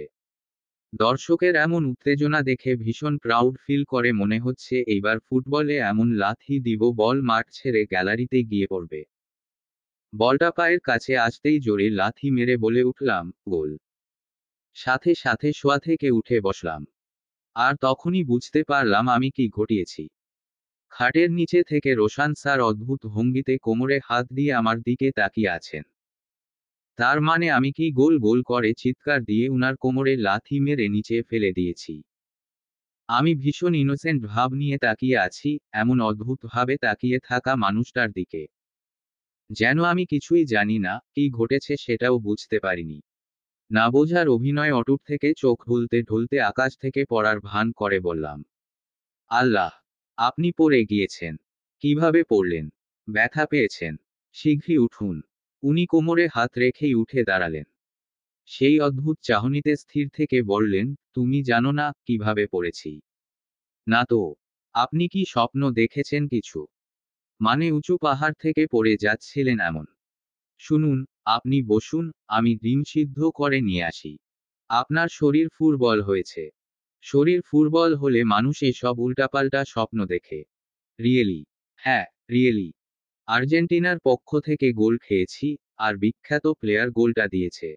শো, তোমাকে এত কষ্ট করতে হবে না। এমনিতেই অনেক কষ্ট করেছো। কি করেছি আমি? কিছুই না, জাস্ট কোমরের 12টা বাজিয়ে দিয়েছ। এই বয়সে কোমরে সমস্যা আপনার? যার বউ বরকে বল ভেবে লাথি মারে, তার কোমর যে এতদিন টিকে আছে সেটাই অনেক। নাও ঘুমো এখন। পরের দিন ঘুম থেকে উঠে দেখি উনি বিছানায় নেই। আমি শীতের কাপড় গায়ে দিয়ে ড্রয়িং রুমে প্রবেশ করতেই চোখ আটকে গেল পৃথিবীর বেস্ট হ্যান্ডসাম পুরুষেটিকে দেখে। উনার পরনে কালো ট্রাউজার, খালি গায়ে বুক ডাউন দিচ্ছেন। এই কড়া শীতে ঘামে তিরতির অবস্থা। আমার পরনে লাল রঙের একটা উলের লং সোয়েটার, পরনে লেগিংস। দরজায় হেলান দিয়ে ঠোঁট কামড়ে তাকিয়ে আছি উনার দিকে। বুক ডাউনের ওঠানামার প্রতিটা স্টেপ দারুণভাবে মুগ্ধ করছে আমাকে। হঠাৎ আমার দিকে উনার চোখ পড়ল। উনি আমার দিকে দৃষ্টি নিক্ষেপ করেই বুক ডাউন দিচ্ছেন। ঠোঁটের কোণায় মৃদু হাসি। দুজনই দুজনের দিকে মুগ্ধ হয়ে তাকিয়ে আছি। উনি উঠে দাঁড়িয়ে টাওয়াল নিয়ে মুখের ঘাম মুছতে মুছতে বললেন, ট্রাই করবে নাকি আমার সাথে? করব। ওকে কাম। আমি পা বাড়াতেই বললেন, এক সেকেন্ড, এই পোশাকে শরীর চর্চা হয় না ম্যাডাম। এত মোটা কাপড়চোপড় পরে বুক ডাউন দিতে পারবে না। তাহলে লুক অ্যাট মি। তুমি চাইলে আমার মতো পোশাকেও বুক ডাউন দিতে পারো। আপনার মতো মানে খালি গায়ে। থাক, কাপড় খুলতে হবে না। আমার লজ্জা করবে। ছি, কি অসভ্য। টি শার্ট পরে এসো। রুমে গিয়ে সাদা একটা টি শার্ট পরে নিলাম। মনে মনে ভালো লাগছে। উনার সাথে শরীর চর্চা করাটাই যেন ভীষণ আনন্দের বিষয় আমার কাছে। টি শার্ট পরে পেছনে তাকিয়ে দেখি উনি দাঁড়িয়ে আছেন। উনাকে দেখে বেশ ঘাবড়ে গেলাম। আমি চেঞ্জ করার সময় কি উনি দাঁড়িয়েছিলেন। জড়ানো কণ্ঠে বললাম, এ কি, আপনি এখানে? আমার চেঞ্জ করা দেখছিলেন? না অন্য কিছু দেখছিলাম। অন্য কিছু মানে? দুচোখ সার্থক হলো আজ। What do you mean? আপনি এসব কি বলছেন? এ কথা বলেই বিছানা থেকে ওড়না নিয়ে গায়ে জড়ালাম। উনি নিচের ঠোঁট কামড়ে দুষ্টু হেসে বললেন, মনে হচ্ছে আজ প্রথম দেখলাম। বলেই সদ্য গজানো খোঁচা খোঁচা দাড়িতে হাত বোলালেন। আমি ভীষণ লজ্জা পেয়ে গায়ের ওড়না ঠিক করতে করতে বললাম, মানুষ যে এত অসভ্য হতে পারে আগে জানতাম না। কি দেখেছেন না দেখেছেন কেউ জানতে চেয়েছে। পুরুষ মানুষের লজ্জা না থাকতে পারে, কিন্তু লজ্জা তো নারীর ভূষণ। জানতো কোনো এক্সারসাইজ টাইজ করব না। উনি ওড়না টেনে নিয়ে নিজের গলায় পেঁচিয়ে আমার দুই ঠোঁটে আঙুল চেপে ধরে মাদক মিশ্রিত কণ্ঠে বললেন, কি সারা, এসব কি করছো? বিয়ে করা বউ আমার তুমি। এত ওড়না প্যাঁচা প্যাচির কি আছে? তুমি চাইলে কিছু না পরেও আমার সামনে দিয়ে ঘুরতে পারো। আমার কোনো আপত্তি নেই। জাস্ট লজ্জা টজ্জা কমিয়ে ফেলো। আপনার কি লজ্জাশরম সব উবে গেছে? কিভাবে লজ্জা থাকবে? You know what sweetheart, you look so hot. সাদা টি শার্ট, লেগিংস, এলোমেলো চুল। জাস্ট পাগল করা, নেশা ধরানো লুক। বলেই জিহ্বা দিয়ে ঠোঁট ভেজালেন। লজ্জায় কি বলবো বুঝতে না পেরে বললাম, বারবার ঠোঁট ভেজাচ্ছেন কেন? লিপজেল ইউজ করুন। ঠোঁটে কিছু একটার অভাব বোধ করছি। সেটা পেলেই ঠিক হয়ে যাবে। লিপজেলে এসব অভাব যাবে না। আমি বুঝতে পারলাম উনি কি বোঝাচ্ছেন। তবুও প্রশ্ন করলাম, কিসের অভাব? তোমার ঠোঁটের উষ্ণতায় শুষ্কতা কেটে যাবে। বলেই গাঢ় চুমু দিলেন অনেকক্ষণ ধরে। মাঝে মাঝে এই মানুষকে ভালোবাসার চেয়েও বেশি ভালোবেসে ফেলি। এমন রোমান্টিক হয়ে যান, প্রেমে পড়তে বাধ্য হই। চুমু শেষ করে বললেন, চলো। উনার সাথে বিভিন্ন রকম শরীরচর্চা করে বুক ডাউন দেওয়া শুরু করলাম।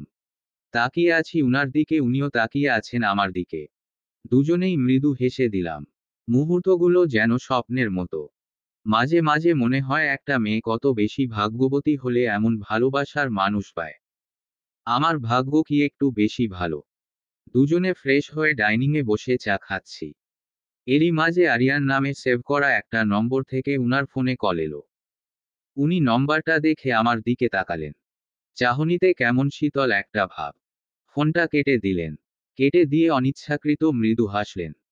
আরিয়ান নামটা দেখে আমার বুকের মাঝে কেমন যেন একটা বাড়ি মেরে উঠল। এটা কোন আরিয়ান? যার কথা ভাবছি সে হওয়ার কথা তো নয়। আবারও একই নাম্বার থেকে ফোন এলো। উনি ফোনটা কেটে দিলেন। সাথে সাথে মেসেজ এলো, আমি ওকে একবার দেখতে চাই। জাস্ট একবার। প্রমিস অন্য কিছু বলবো না। উনি রিপ্লাই দিলেন, ও এখন আমার কাছে নেই। আর আমি এখন ঢাকা আছি। বিশেষ একটা কাজে। উকি মেরে মেসেজটা দেখলাম। উনি মিথ্যা বললেন কেন? উনি তো মিথ্যা বলেন না। কিছু একটা কাহিনী আছে, বাট কি হতে পারে সেটা? আর এটা কোন আরিয়ান? উনি চা খাওয়া শেষ করে ফোন কানে নিয়ে দ্রুত পায়ে বেরিয়ে গেলেন। নিশ্চয়ই এই আরিয়ান নামক মানুষটার সাথে কথা বলতেই বাইরে গেলেন। কি এমন কথা যা উনি লুকাচ্ছেন? উনি তো কিছু লুকান না। আমার জীবনে আবার কোনো অশান্তি হবে না তো? এটা যদি সেই আরিয়ান হয় তাহলে কি হবে? সে উনার কাছে কি চাই? এতদিন পরে কেন উনার সাথে যোগাযোগ করবে? তার তো যোগাযোগ করার কোনো কারণ নেই। আমি ভয় পাচ্ছি কেন? আমি তো কিছু করিনি। তাহলে কেন ভয় পাচ্ছি? রোশান স্যার এসব ব্যাপারে কিছু জানলে আমাকে ভুল বুঝবেন। আমি কি সেই ভয় পাচ্ছি? কেন পাচ্ছি আমি ভয়? উনি তো সেরকম মানুষ নন যে অকারণ আমাকে ভুল বুঝবেন। আজ আমি বুঝতে পারছি ওই মানুষটাকে আমি কত বেশি ভালোবাসি। আর ভালোবাসি বলেই এত ভয় হচ্ছে। ফোনটা নিয়ে আপুর নাম্বারে ডায়াল করলাম। আপু ফোন রিসিভ করে বলল, স্যারের বউ, ম্যাডাম বলেন। আপু একটু কথা ছিল। এত অস্থির কেন তুই? অস্থির হব না কেন? তুমি কি জানো আরিয়ান ভাই কোথায়? আমি জানবো কিভাবে? ওদের সাথে কথা বলি নাকি আমরা? আর তুই রোশানের মতো জামাই পেয়ে ওর কথা জিজ্ঞেস করছিস কেন? আপু, আসলে রোশান স্যারের ফোনে আমি একটা নাম্বার দেখেছি আরিয়ান নামে সেভ করা। আরিয়ান ভাই আবার উনার নাম্বার জোগাড় করেনি তো? তুই কি পাগল? আরিয়ান ভাই কিভাবে রোশানের নাম্বার পাবে? আর ওর উদ্দেশ্য বা কি হবে? তোর তো আর রিলেশন ছিল না, তাই না? তাছাড়া আরিয়ান ভাই অতটা খারাপ ছেলেও না যে এসব করবে। মাথা থেকে ঝাড়, এসব বাদ দে। আপুর সাথে কথা বলেও মনটা শান্ত হলো না। কেমন যেন অস্থিরতা বেড়ে চলেছে। এরপর কেটে গেল আরো কতগুলো দিন। অথচ ওই নাম্বার আর দেখলামই না। উনার ইনবক্স, ডায়াল বা রিসিভ কল কোথাও না। কথায় যেন হারিয়ে গেল আরিয়ান নামক চ্যাপ্টারটা। উনিও বেশ স্বাভাবিক আছেন এ ব্যাপারে। দিন আস্তে আস্তে এগোচ্ছে। সবকিছুই ঠিকঠাক চলছে। তরিকে আবার ভর্তি করিয়ে দেওয়া হয়েছে। তরি সবকিছু ভুলে লেখাপড়ায় মনোযোগী হয়েছে। একটা বিষয় কেউ না বুঝলেও আমি বুঝতে পারছি। কেউ একজন তরির গহনাগুলো সম্পূর্ণ কিনে নেয়। বেশ 34 বার এমন করার পর তরি এখন বেশ কিছু টাকার মালিক। এখন আর আমাদের ওকে হেল্প করা লাগে না। নিজের খরচ নিজেই চালাতে পারে। নিজস্ব মূলধনে এখন গহনার সমস্ত ম্যাটেরিয়ালস কিনছে। তাছাড়া ওর নিজের ভেতরও এখন অনেক চেঞ্জ এসেছে। আগের সেই তরি নিজেকে বেশ খানিকটা পরিবর্তন করে ফেলেছে। চেহারায় অন্যরকম একটা মাধুর্যতা ফিরে এসেছে। সময় ঘুরতে ঘুরতে আমাদের বিবাহবার্ষিকী চলে এলো। আমরা কাউকে কিছু বলিনি। ইচ্ছা নেই মানুষ ডেকে এই দিনটা সেলিব্রেট করার। উনার ইচ্ছা ছিল আমরা দুজন দুজনকে সময় দিব। তবুও আমার আপু, দুলাভাই, তরি, পিহু, ছোঁয়া, তন্ময়, মৃন্ময়, দীপ উপস্থিত হলো। সবাই ভীষণ আড্ডা দিচ্ছিলাম। কিন্তু এরই মাঝে একটা অনাকাঙ্ক্ষিত ঘটনা ঘটে গেল। তরি যখন আমাদের ঘর সাজাচ্ছিল তখনই মৃন্ময় প্রবেশ করলো সেখানে। আর ঘটনাটা সেখানেই ঘটল। তরির পরনে নেভি ব্লু জর্জেটের কাজ করা একটা গাউন। 2 হাত ভর্তি স্টোনের ব্লু চুড়ি, চুলগুলো সুন্দরভাবে কাটিং করা। আগের সেই তেল চিটচিটে চুল আর নেই। এখনকার চুলগুলো দিয়ে শ্যাম্পুর একটা সুন্দর সুবাস ছড়াচ্ছে। এই শ্যাম্পুটা আমাদের দেশীয় নয়।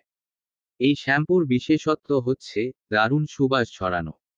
আর এটা কিছুদিন আগে তরির জন্মদিনে মৃন্ময় উপহার দিয়েছিল, সাথে এই গাউনটাও এনেছিল। এই তো কিছুদিন আগেই তরির জন্মদিন ছিল। আমরা কেউ জানতাম না। কিন্তু মৃন্ময় আবিষ্কার করেছিল সেই দিনটি। হঠাৎ রাত 11:30টায় আমাকে কল করে বলল, তুই কি জানিস আজ তোর জায়ের জন্মদিন? কথাটা শুনে বেশ অবাক হয়ে বলেছিলাম, তুই কিভাবে জানলি?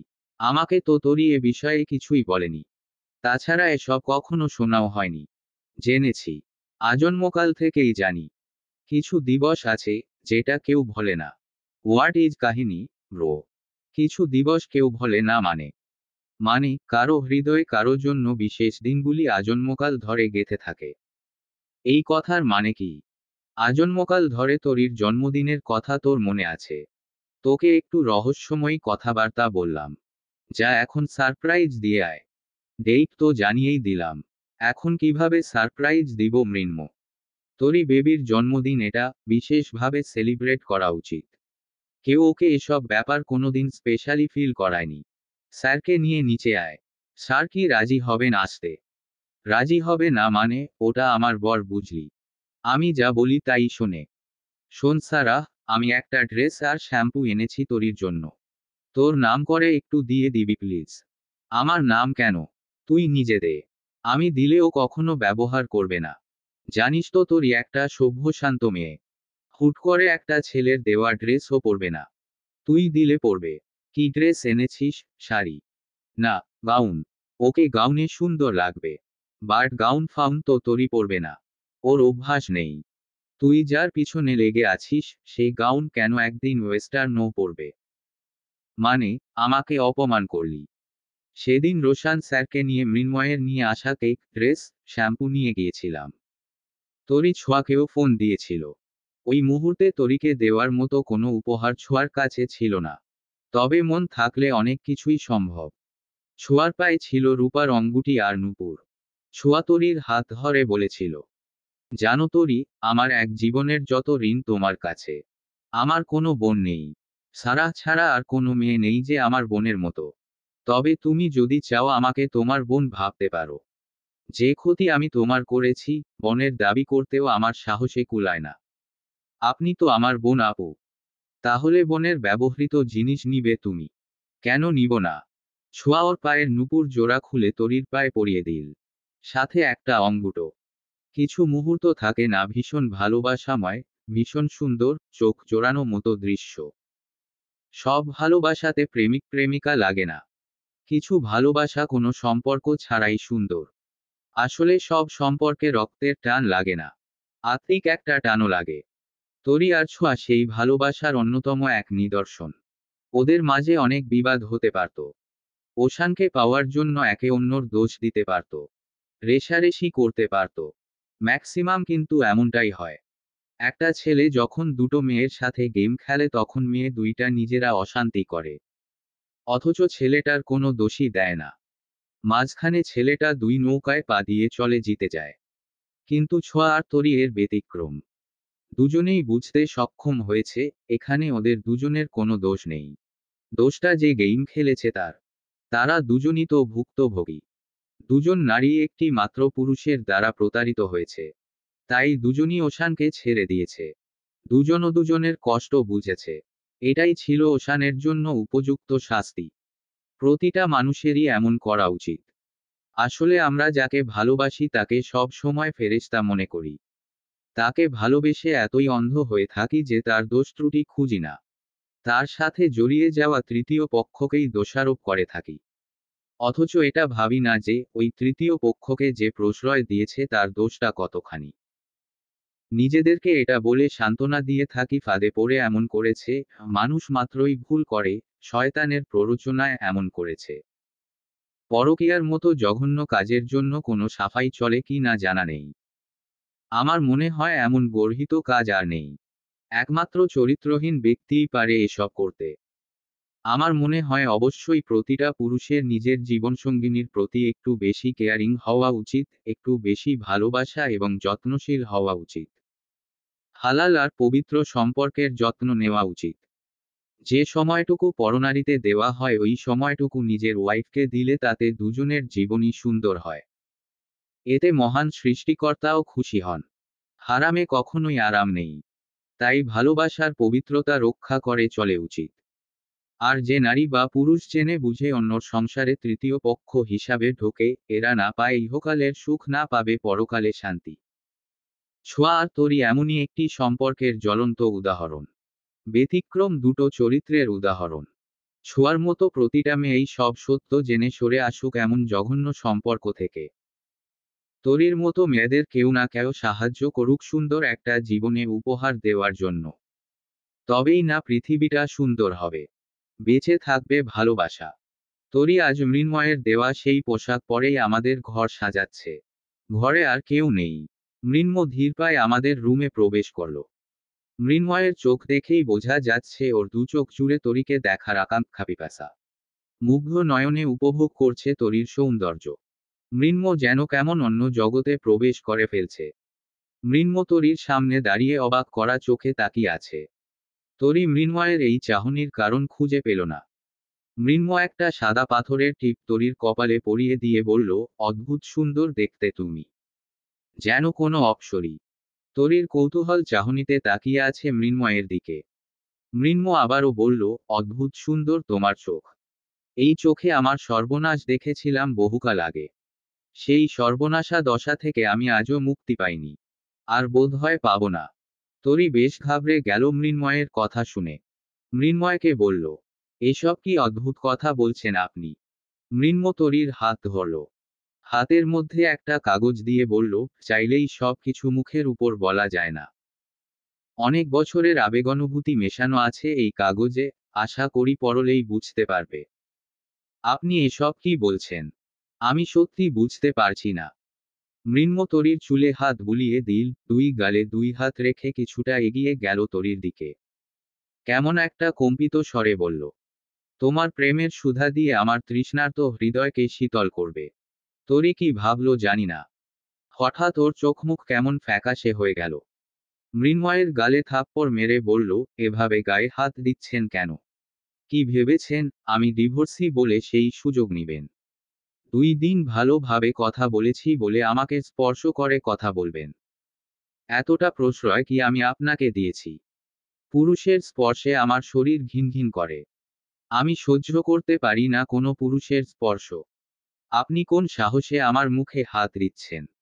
এসব বলে বলে আমাকে পটাতে চাচ্ছেন, তারপর ফায়দা উঠাবেন। পরীক্ষা করছেন আমার দিক থেকে কেমন রেসপন্স পান। ছি, আপনাকে আমি ভালো ছেলে ভেবেছিলাম। পৃথিবীর সব পুরুষ মানুষই একই রকম। সবার কি ওই একই উদ্দেশ্য থাকে, একটা মেয়েকে পটানো? তুমি ভুল বুঝছো। আই অ্যাম সরি তোমাকে স্পর্শ করার জন্য। কি ভুল বুঝছি? আমি তোমাকে বিয়ে করতে চাই, পটাতে নয়। বিয়ে? পাগল পেয়েছেন আমাকে? একটা ডিভোর্সি মেয়েকে এমন একটা সুদর্শন ছেলে বিয়ে করবে? বিয়ের প্রলোভন দেখিয়ে শরীর চান, তাই না? মৃন্ম রেগে গিয়ে হাত উঁচু করল। কিন্তু হাত উঠাল না তরীর গায়ে। তরীর 2 বাহু শক্ত করে চেপে ধরে বলল, পৃথিবীর সব পুরুষকে সমান ভাবছো? তরী মৃন্ময়কে ধাক্কা মেরে বলল, আবার আমাকে স্পর্শ করেছেন? আমার হাতে এসব কিসের কাগজ দিয়েছেন? কেন দিয়েছেন? আমি এই পৃথিবীর কোনো ছেলেকে বিশ্বাস করি না। আর ভালোবাসাও বিশ্বাস করি না। ফিলোফোবিয়া আছে আমার। আর কখনো আমার সাথে এরূপ আচরণ করবেন না। আমি আপনাদের দোকানেও আর কোনো গহনা দিব না। মৃন্ম কোনো কথা না বলে বেরিয়ে গেল বাসা থেকে। মৃন্ম এমনভাবে বেরিয়ে গেল, ওকে আটকানোর সুযোগটুকুও পেলাম না। আবার বেশি বাড়াবাড়ি করলে রোশান স্যার, পিহু বুঝে যাবে। আমি দ্রুত আমাদের রুমে প্রবেশ করলাম। তরীর চোখ দিয়ে পানি পড়ছে। আমি রুমে প্রবেশ করতেই তরী ওর চোখের পানি মুছে স্বাভাবিক হওয়ার চেষ্টা করল। অনিচ্ছাকৃত হাসল। কিন্তু হাসিতে কোনো প্রাণ নেই। চোখ মুখ অন্যরকম লাগছে। আমার কাছ থেকে পালাতে বলল, ভাবি রোহান কোথায়? ওকে দেখছি না যে। আমি রোহানকে দেখে আসি। বলেই রুম থেকে বেরোতে গেল। আমি ওর পথ আটকে দাঁড়ালাম। শান্ত কণ্ঠে বললাম, রোহান ওর বড় পাপ্পার সাথেই আছে। খুঁজতে সবটা দেখেছি। কি করেছে মৃন্ম? তরী কি উত্তর দিবে বুঝে উঠতে পারছে না। আমার দিকে তাকিয়ে জিহ্বা দিয়ে ঠোঁট ভেজাচ্ছে শুধু। আর শুকনো ঢোক গিলছে। তরীকে ঘাবড়ে যেতে দেখে ওর কাঁধে হাত রেখে নরম কণ্ঠে বললাম, মৃন্ময়ের গায়ে হাত তুলেছ?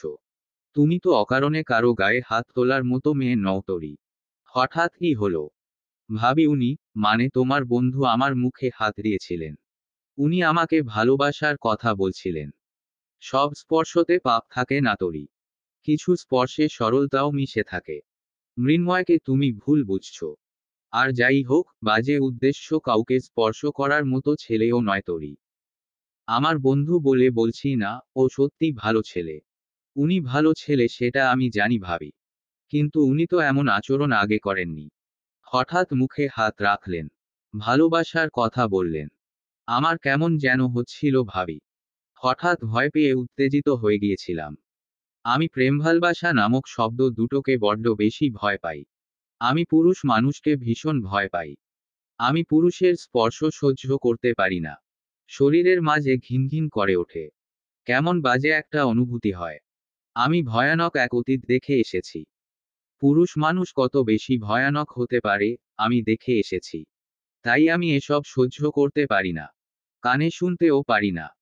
তুমি কি জানো, আমিও ভয়ানক পুরুষ দেখে জীবনের শ্রেষ্ঠ পুরুষ মানুষও দেখেছি। ছোঁয়াও দেখেছে। ভাবি সবার জীবন আর আমার জীবন এক না। আমি এই জীবনে আর কোনো পুরুষ মানুষকে বিশ্বাস করতে পারবো না। আমার ভিতরে কোনো অনুভূতি নেই।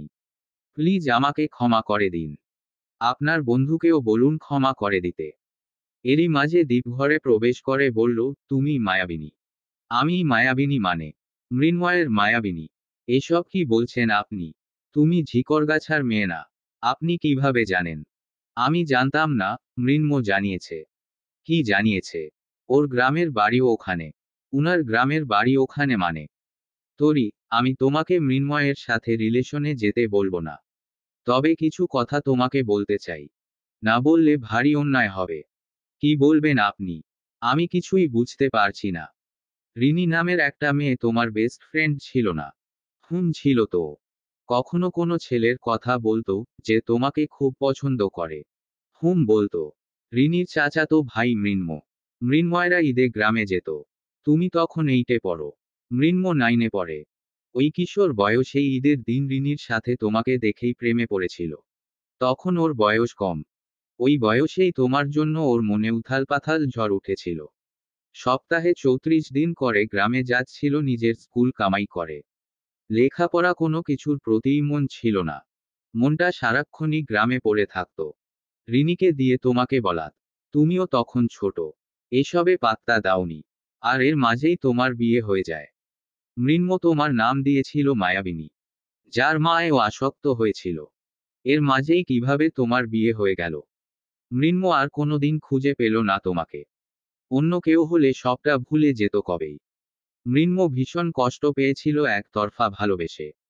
এসএসসিতে রেজাল্টও খারাপ করলো। আমাদের কাছে হাস্যকর লাগতো, আমরা মজা নিতাম। ভাবতাম সামান্য এইটুকু ব্যাপারে কেউ এত সিরিয়াস হয়। আসলেই হয়, যদি ভালবাসাটা মন থেকে হয়ে যায়। সেই ভালবাসাটা আর কোনোদিন ভোলা সম্ভব হয় না। ভালোবাসার ক্ষেত্রে সময় কোনো ফ্যাক্ট নয়। কার সাথে কার কতদিনের পরিচয় সেটা ফ্যাক্ট নয়। ফ্যাক্ট হলো কে কতটুকু ভালোবাসতে পারলো। কেউ এক যুগ পাশে থেকেও বাঁচতে পারে না, ভালোবাসা ধরে রাখতে পারে না। কেউ আবার একদিনের ভালোবাসা আজীবন মনে ধরে রাখে। এরপর মৃন্ময় স্বাভাবিক হয়েছিল ঠিক। তবে তোমাকে কখনোই ও ভোলেনি। ভুলতে পারেনি। আমরা ফ্রেন্ডরা অনেক মজা করতাম বিষয়টা নিয়ে। আসলেই হাস্যকর না ব্যাপারটা? সেই কত বছর আগে কাকে দেখেছিল তার জন্য প্রায়শই সিগারেটে আসক্ত হওয়া। একদিকে তুমি এমন একটা ছেলের কাছ থেকে এসেছো, তোমার জায়গা দাঁড়িয়ে কাউকে ভালোবাসাটাই অসম্ভব ব্যাপার। আর এইদিকে মৃন্ময়ের শুদ্ধতম ভালোবাসার কথা ভাবলে একটা ছেলের প্রতি সম্মান হাজার গুণ বেড়ে যাওয়ার কথা। যেদিন তুমি শ্বশুরবাড়ি থেকে চলে এলে, মৃন্ময় তোমাকে আনতে গিয়েছিল। এতগুলো বছর পরে তোমাকে দেখে ওর বুকের মাঝে ভয়ঙ্কর প্রলয় শুরু হয়েছিল। ও তোমাকে পায়নি সেটা ওর কষ্ট নয়। ওর কষ্ট ছিল তোমার জীবনের করুণ পরিণতি দেখে। সেদিন থেকে মৃন্ময় আর একটা রাতও ঠিকমতো ঘুমোতে পারেনি। সিগারেটে আসক্ত হয়েছে বেশি। ও যাকে মনপ্রাণ দিয়ে ভালবেসেছে তার জীবনের এমন অবস্থা দেখে যন্ত্রণায় ছটফট করেছে। তোমাকে এক মুঠো সুখ এনে দিতে অনেক চেষ্টা করছে। তুমি আস্তে আস্তে সবই জানতে পারবে। আমি দীপের দিকে তাকিয়ে বললাম, তোরই সেই মেয়ে। হ্যাঁ, তোরই সেই মেয়ে। দীপ বেরিয়ে গেল রুম থেকে। তরির চোখ বেয়ে নোনা জল গড়িয়ে পড়ছে। আমি অনেকক্ষণ তাকিয়ে দেখছি মেয়েটাকে। হঠাৎ কেমন নিশ্চুপ হয়ে গিয়েছে। আমি শুধু বললাম, কেঁদো না, একদিন সব ঠিক হয়ে যাবে। রুম থেকে বেরিয়ে রান্নায় মনোযোগ দিলাম। আমার সাথে ছোঁয়াও আছে। দীপের কথাগুলো ভুলতে পারছি না। কেউ কাউকে এতটাও ভালোবাসতে পারে। এতটা গভীর ভালোবাসাও সম্ভব। এক একজনের ভালোবাসার ধরন এক এক রকম। এক একজনের গল্প এক এক রকম, তাদের গল্পে তারাই প্রকৃত নায়ক। রান্না শেষে সবাই খেয়ে বেরিয়ে গেল। মৃন্ময়ের কথা উঠতেই বলা হলো ওর ইমার্জেন্সি কাজ পড়ে গিয়েছে। তরি যাওয়ার সময় ওর চিঠিটা ফেলে গিয়েছে। হয়তো পড়েই রেখে গিয়েছে। আমি চিঠিটা খুলে পড়া শুরু করলাম। মায়াবিনী, আমাকে ক্ষমা করে দাও। তোমাকে ভালোবাসার মতো ভালোবাসতে পারিনি আমি। যত্ন করে আগলেও রাখতে পারিনি। যদি পারতাম তোমার জীবনটা হয়তো এমন এলোমেলো হতো না। একজন প্রেমিক হিসাবে ব্যর্থ আমি। সে ছোট্ট কিশোর বয়সে তোমার চোখের মায়ে ডুবেছিলাম, ভীষণ ভালোবেসেছিলাম। এটুকু পড়তেই রোশান স্যারের পায়ের আওয়াজ শুনতে পেলাম। দ্রুত চিঠিটা বিছানার নিচে রেখে দিলাম। উনার হাতে বাইকের চাবি। আমার দিকে তাকিয়ে মিষ্টি হেসে বললেন, মাই ডিয়ার বউ, I miss you. Need a tight hug. আমি কিছু না বলেই উনার বুকে মাথা রেখে উনাকে জড়িয়ে ধরে বললাম, সারাদিন তো চোখের সামনেই ছিলাম, তাও মিস করছেন কেন? উনি আমার চুলে থুতনি ঠেকিয়ে বললেন, সারাদিন সবার সামনে থেকে ভালোভাবে তাকিয়ে দেখতে পারিনি তোমাকে। আমার অভ্যাস, সারাক্ষণ তাকিয়ে তাকিয়ে তোমাকে দেখা। একদম সূক্ষ্ম নজরে দেখি তোমাকে। আজ ভালোভাবে দেখতে পাইনি। আজ সারা রাত দেখব। আপনি এত ভালোবাসেন কেন আমায়, শ্যামসুন্দর পুরুষ? আপনার মতো গোছালো একজন মানুষ আমার মতো অগোছালো মেয়েকে ভালোবাসে কেন? তুমি বরং অগোছালো হয়েই থেকো, আমি রোজ গুছিয়ে দেব তোমায়। নিজেকে এত ভাগ্যবতী মনে হয় কেন? তুমি তো ভাগ্যবতী। আমার জান পাখিটা। চলো নির্জন রাস্তায় হেঁটে আসি। চলুন। ফাঁকা রাস্তা, চাঁদের আলো, প্রকৃতির ঠান্ডা হিম বাতাস। শীত উপেক্ষা করেও দুজন দুজনার হাত ধরে হাঁটছি। অভিমানী কিশোরীর মতো চাঁদ মাথার উপর দাঁড়িয়ে সোনালি আলো ছড়াচ্ছে। প্রিয় মানুষটির সাথে নির্জন রাস্তায় হাঁটার অনুভূতিটাই অন্যরকম। উনি আমাকে জিজ্ঞেস করলেন, আচ্ছা সারা, প্রিয় মানুষকে দেওয়ার জন্য বেস্ট গিফট কি হতে পারে? তার প্রিয় কিছু। আচ্ছা, তোমার প্রিয় কিছু চাও এখন, নাকি আমার সঙ্গ? আমার প্রিয় তো আপনিই, তাই আপনার সঙ্গী চাই। আমি বাদে, ধরো পছন্দের কোনো গহনা বা শাড়ি চাও নাকি আমার সঙ্গ? আপনার সঙ্গ। আমি জানতাম আমার সঙ্গী পছন্দ হবে। প্রিয়জনকে দেওয়া বেস্ট গিফট হলো সময়। সময় না দিয়ে, সুন্দর মুহূর্ত না দিয়ে টাকায় কেনা উপহার কাউকে সুখ দিতে পারে না। প্রিয় মানুষের দেওয়া সময়ই হলো অমূল্য গিফট। তাই তোমার জন্য আমি অ্যানিভার্সারি গিফট হিসাবে এমন একটি রাত ভেবে রেখেছিলাম। আপনি কত ভাবেন, দেখুন। আমার মন ভালো রাখার ম্যাজিক আপনি। মন খারাপ করলে ভাবছো কিপটা বর এসব বলে গিফট এড়িয়ে যাচ্ছে। মোটেও না, আর আপনি কিপটাও নন। চোখ বন্ধ করো। করলাম। হাতের অনামিকা আঙুলে কিছু একটা অনুভব করলাম। চোখ খুলে দেখি একটা গোল্ডের রিং। উনি হাতের আঙুলে চুমু দিয়ে বললেন, আমার জীবনের একমাত্র চাওয়া পাওয়া তুমি। আল্লাহর দেওয়া বেস্ট গিফট তুমি। তোমাকে না পেলে এ জন্মে অনেক কিছুই পাওয়া হতো না। আমার শত জনমের সাধনা তুমি, আমার প্রেম, আমার ভালোবাসা। আমার জীবনে আসার জন্য অনেক অনেক ধন্যবাদ। হ্যাপি অ্যানিভার্সারি মাই লাইফলাইন। পহেলা ফাল্গুন। কাক ডাকা ভোর, শহরে এখনও কুয়াশার ছড়াছড়ি। ঘুম ভাঙল কোকিলের মিষ্টি সুরে। কোকিলের কণ্ঠে কি যেন একটা জাদু আছে। আমার দারুণ লাগে এই মিষ্টি সুরেলা কণ্ঠের পাখিটি। মনে হচ্ছে বেলকনিতেই এসে ডাকাডাকি করছে। বিছানা ত্যাগ করতেই দেখি আর দুটো হাতের বাঁধনে আমি আটকে আছি। এই হাত দুটো রোজ আমাকে আগলে রাখে পরম আদর আর ভালোবাসায়। এই হাত দুটোর মালিকের হয়তো মনে হয় সে ঘুমিয়ে গেলেই আমি বোধহয় কোথাও হারিয়ে যাব, নইলে এমন আষ্টে পৃষ্ঠে কেউ জড়িয়ে রাখে। তবে বেশ লাগে আমার কাছে। আমার জীবনে কারো দখলদারি আগে মেনে নিতে পারতাম না। অথচ আজ এই মানুষটার দখলদারি ছাড়া কিছুই ভালো লাগে না। শুধু মনে হয় এই মানুষটা না থাকলে কি হতো আমার। আমার জীবনে তার অধিকারবোধ আমাকে ভাবায়, আমি কত বেশি স্পেশাল তার লাইফে। এই মানুষটার শরীরের ঘ্রাণে যেন আসক্ত আমি, এই মানুষটার উষ্ণ ছোঁয়ায় অভ্যস্ত আমি, এই মানুষটার ওষ্ঠের স্পর্শ আমার নিত্যদিনের শ্রেষ্ঠ অনুভূতি। এই মানুষটা জীবনে না এলে শ্রেষ্ঠ অনুভূতিগুলো কিছু আমার অনুভব হতো না। আস্তে করে উনার হাত দুটো ছাড়িয়ে নিয়ে উনার কপালে চুমু দিয়ে চুপিসারে উঠে গেলাম। বাইরে কুয়াশা, দু একজন মানুষ হয়তো ঘুম থেকে উঠেছে। পুরো শহরই যেন তন্দ্রাচ্ছন্ন। বেলকনির দরজা খুলতেই দেখি সামনে দাঁড়িয়ে থাকা কৃষ্ণচূড়া গাছে দুই একটা ফুল এসেছে। কৃষ্ণচূড়া দেখলেই যেন চোখের তৃপ্তি হয়। সৃষ্টিকর্তার কি নিখুঁত সৃষ্টি। একটা কোকিল ওই গাছের ডালে বসেই কুহু কুহু স্বরে ডেকে যাচ্ছে।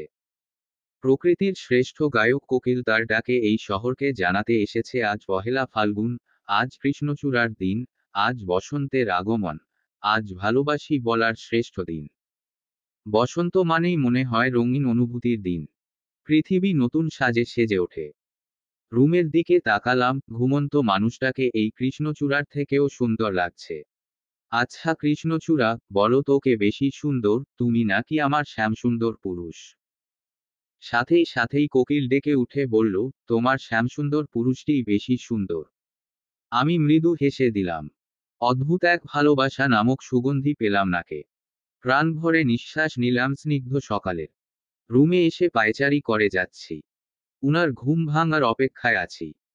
উনি কি আমায় ফাগুনের শুভেচ্ছা জানাবেন না, নাকি এসব উনি বোঝেনি না? কে না চায় প্রিয় মানুষের থেকে শুভেচ্ছা পেতে। কাল রাতেও তো কিছু বললেন না। অবশ্য কাল রাতে উনি অনেক রাতে বাসায় ফিরেছেন। অথচ তন্ময় ছোঁয়াকে সুন্দর একটা হলুদ শাড়ি উপহার দিয়েছে। শাড়ি দিয়ে বলেছে, বেঁচে থাকার জন্য, ভালো থাকার জন্য 100টা কারণ লাগে না। একটা কারণই যথেষ্ট। আমার কাছে সেই একটা কারণই তুমি। বসন্তের শুভেচ্ছা আমার জীবনের রঙিন বসন্তকে। তুমি পাশে থাকলে একদিন অনেক বড় হব। একটা বিশাল বড় বাড়ি তোমাকে আমি উপহার দিব। সেদিন গর্ব করে বলতে পারবে একটা বেকার ছেলের হাত ধরেছিলাম, যে ছিল শূন্য। আমি ছাড়া তার কিছুই ছিল না। আমি সেই ছেলের অর্ধাঙ্গী যে আমার হাত ধরে শূন্য থেকে আকাশ ছুঁয়েছে। প্রতিষ্ঠিত ছেলেদের প্রতি সব মেয়েই আকৃষ্ট হয়। কিন্তু একটা দরিদ্র বেকার ছেলের প্রতি আকৃষ্ট কয়টা মেয়ে হয়? আমার বউ আকৃষ্ট হয়েছে। 3 তলার দামি খাট, দামি গদি ছেড়ে এসে টিনসেটের ঘরে ঘুমোচ্ছে, শক্ত খাট, শক্ত বিছানায় ঘুমোচ্ছে, উনুনে আগুন জ্বালাচ্ছে, রোজ আলু ভর্তা খাচ্ছে, তাও নিজেকে সুখী দাবি করছে। এমন মেয়েকে পেয়ে সত্যি নিজেকে সৌভাগ্যবান মনে হচ্ছে। আমি এমন একটা ছেলেকে বিয়ে করেছি যার তুলনা নেই। যে বয়সে বন্ধুদের সাথে আড্ডা দিবে সেই বয়সে রোজ পায়ে হেঁটে অনেকগুলো টিউশনি করাচ্ছে, যে বয়সে রোজ ভিন্ন ভিন্ন মেয়ের সাথে ফ্লার্ট করবে সে বয়সে আমাতেই আসক্ত হয়ে পড়ে আছে। যার সব আসক্তি আমাকে ঘিরে। যে আমার জীবনের সব দুঃখ মুছে সুখে রূপান্তরিত করেছে। আমাকে বাঁচতে শিখিয়েছে। জীবনের নিভে যাওয়া প্রদীপ জ্বেলে দিয়েছে। এমন ভালোবাসার মানুষ আর কার আছে শুনি। ওদের ভালোবাসা দেখলেও শান্তি লাগে। ইস, ভালোবাসা এত কিউট কেন? পবিত্র ভালোবাসাগুলো সত্যি অনেক সুন্দর হয়। ভীষণ রকমের সুন্দর হয়। পৃথিবীটা ভালোবাসাময় হোক। এমন ভালোবাসায় মানসিক তৃপ্তি পাক প্রতিটা মানুষ। হে পৃথিবী, তুমি সত্যি সুন্দর, ভীষণ সুন্দর। যার জীবনে ভালোবাসা আছে তার কখনো সুখের অসুখ করবে না। উনি কখন উঠে গিয়েছেন জানি না। দেখি বিছানায় নেই।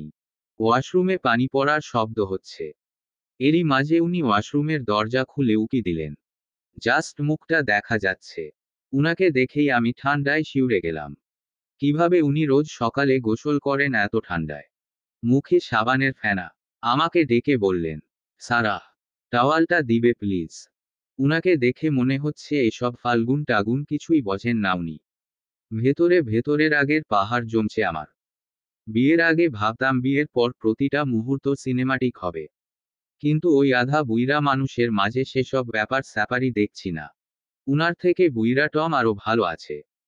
75 বছর বয়সে কিভাবে লাইভে এসে বউকে জড়িয়ে ধরে বলে, মাই বেবি, মম্মা। উনি ভ্রু কুঁচকে বললেন, কি ভাবছো?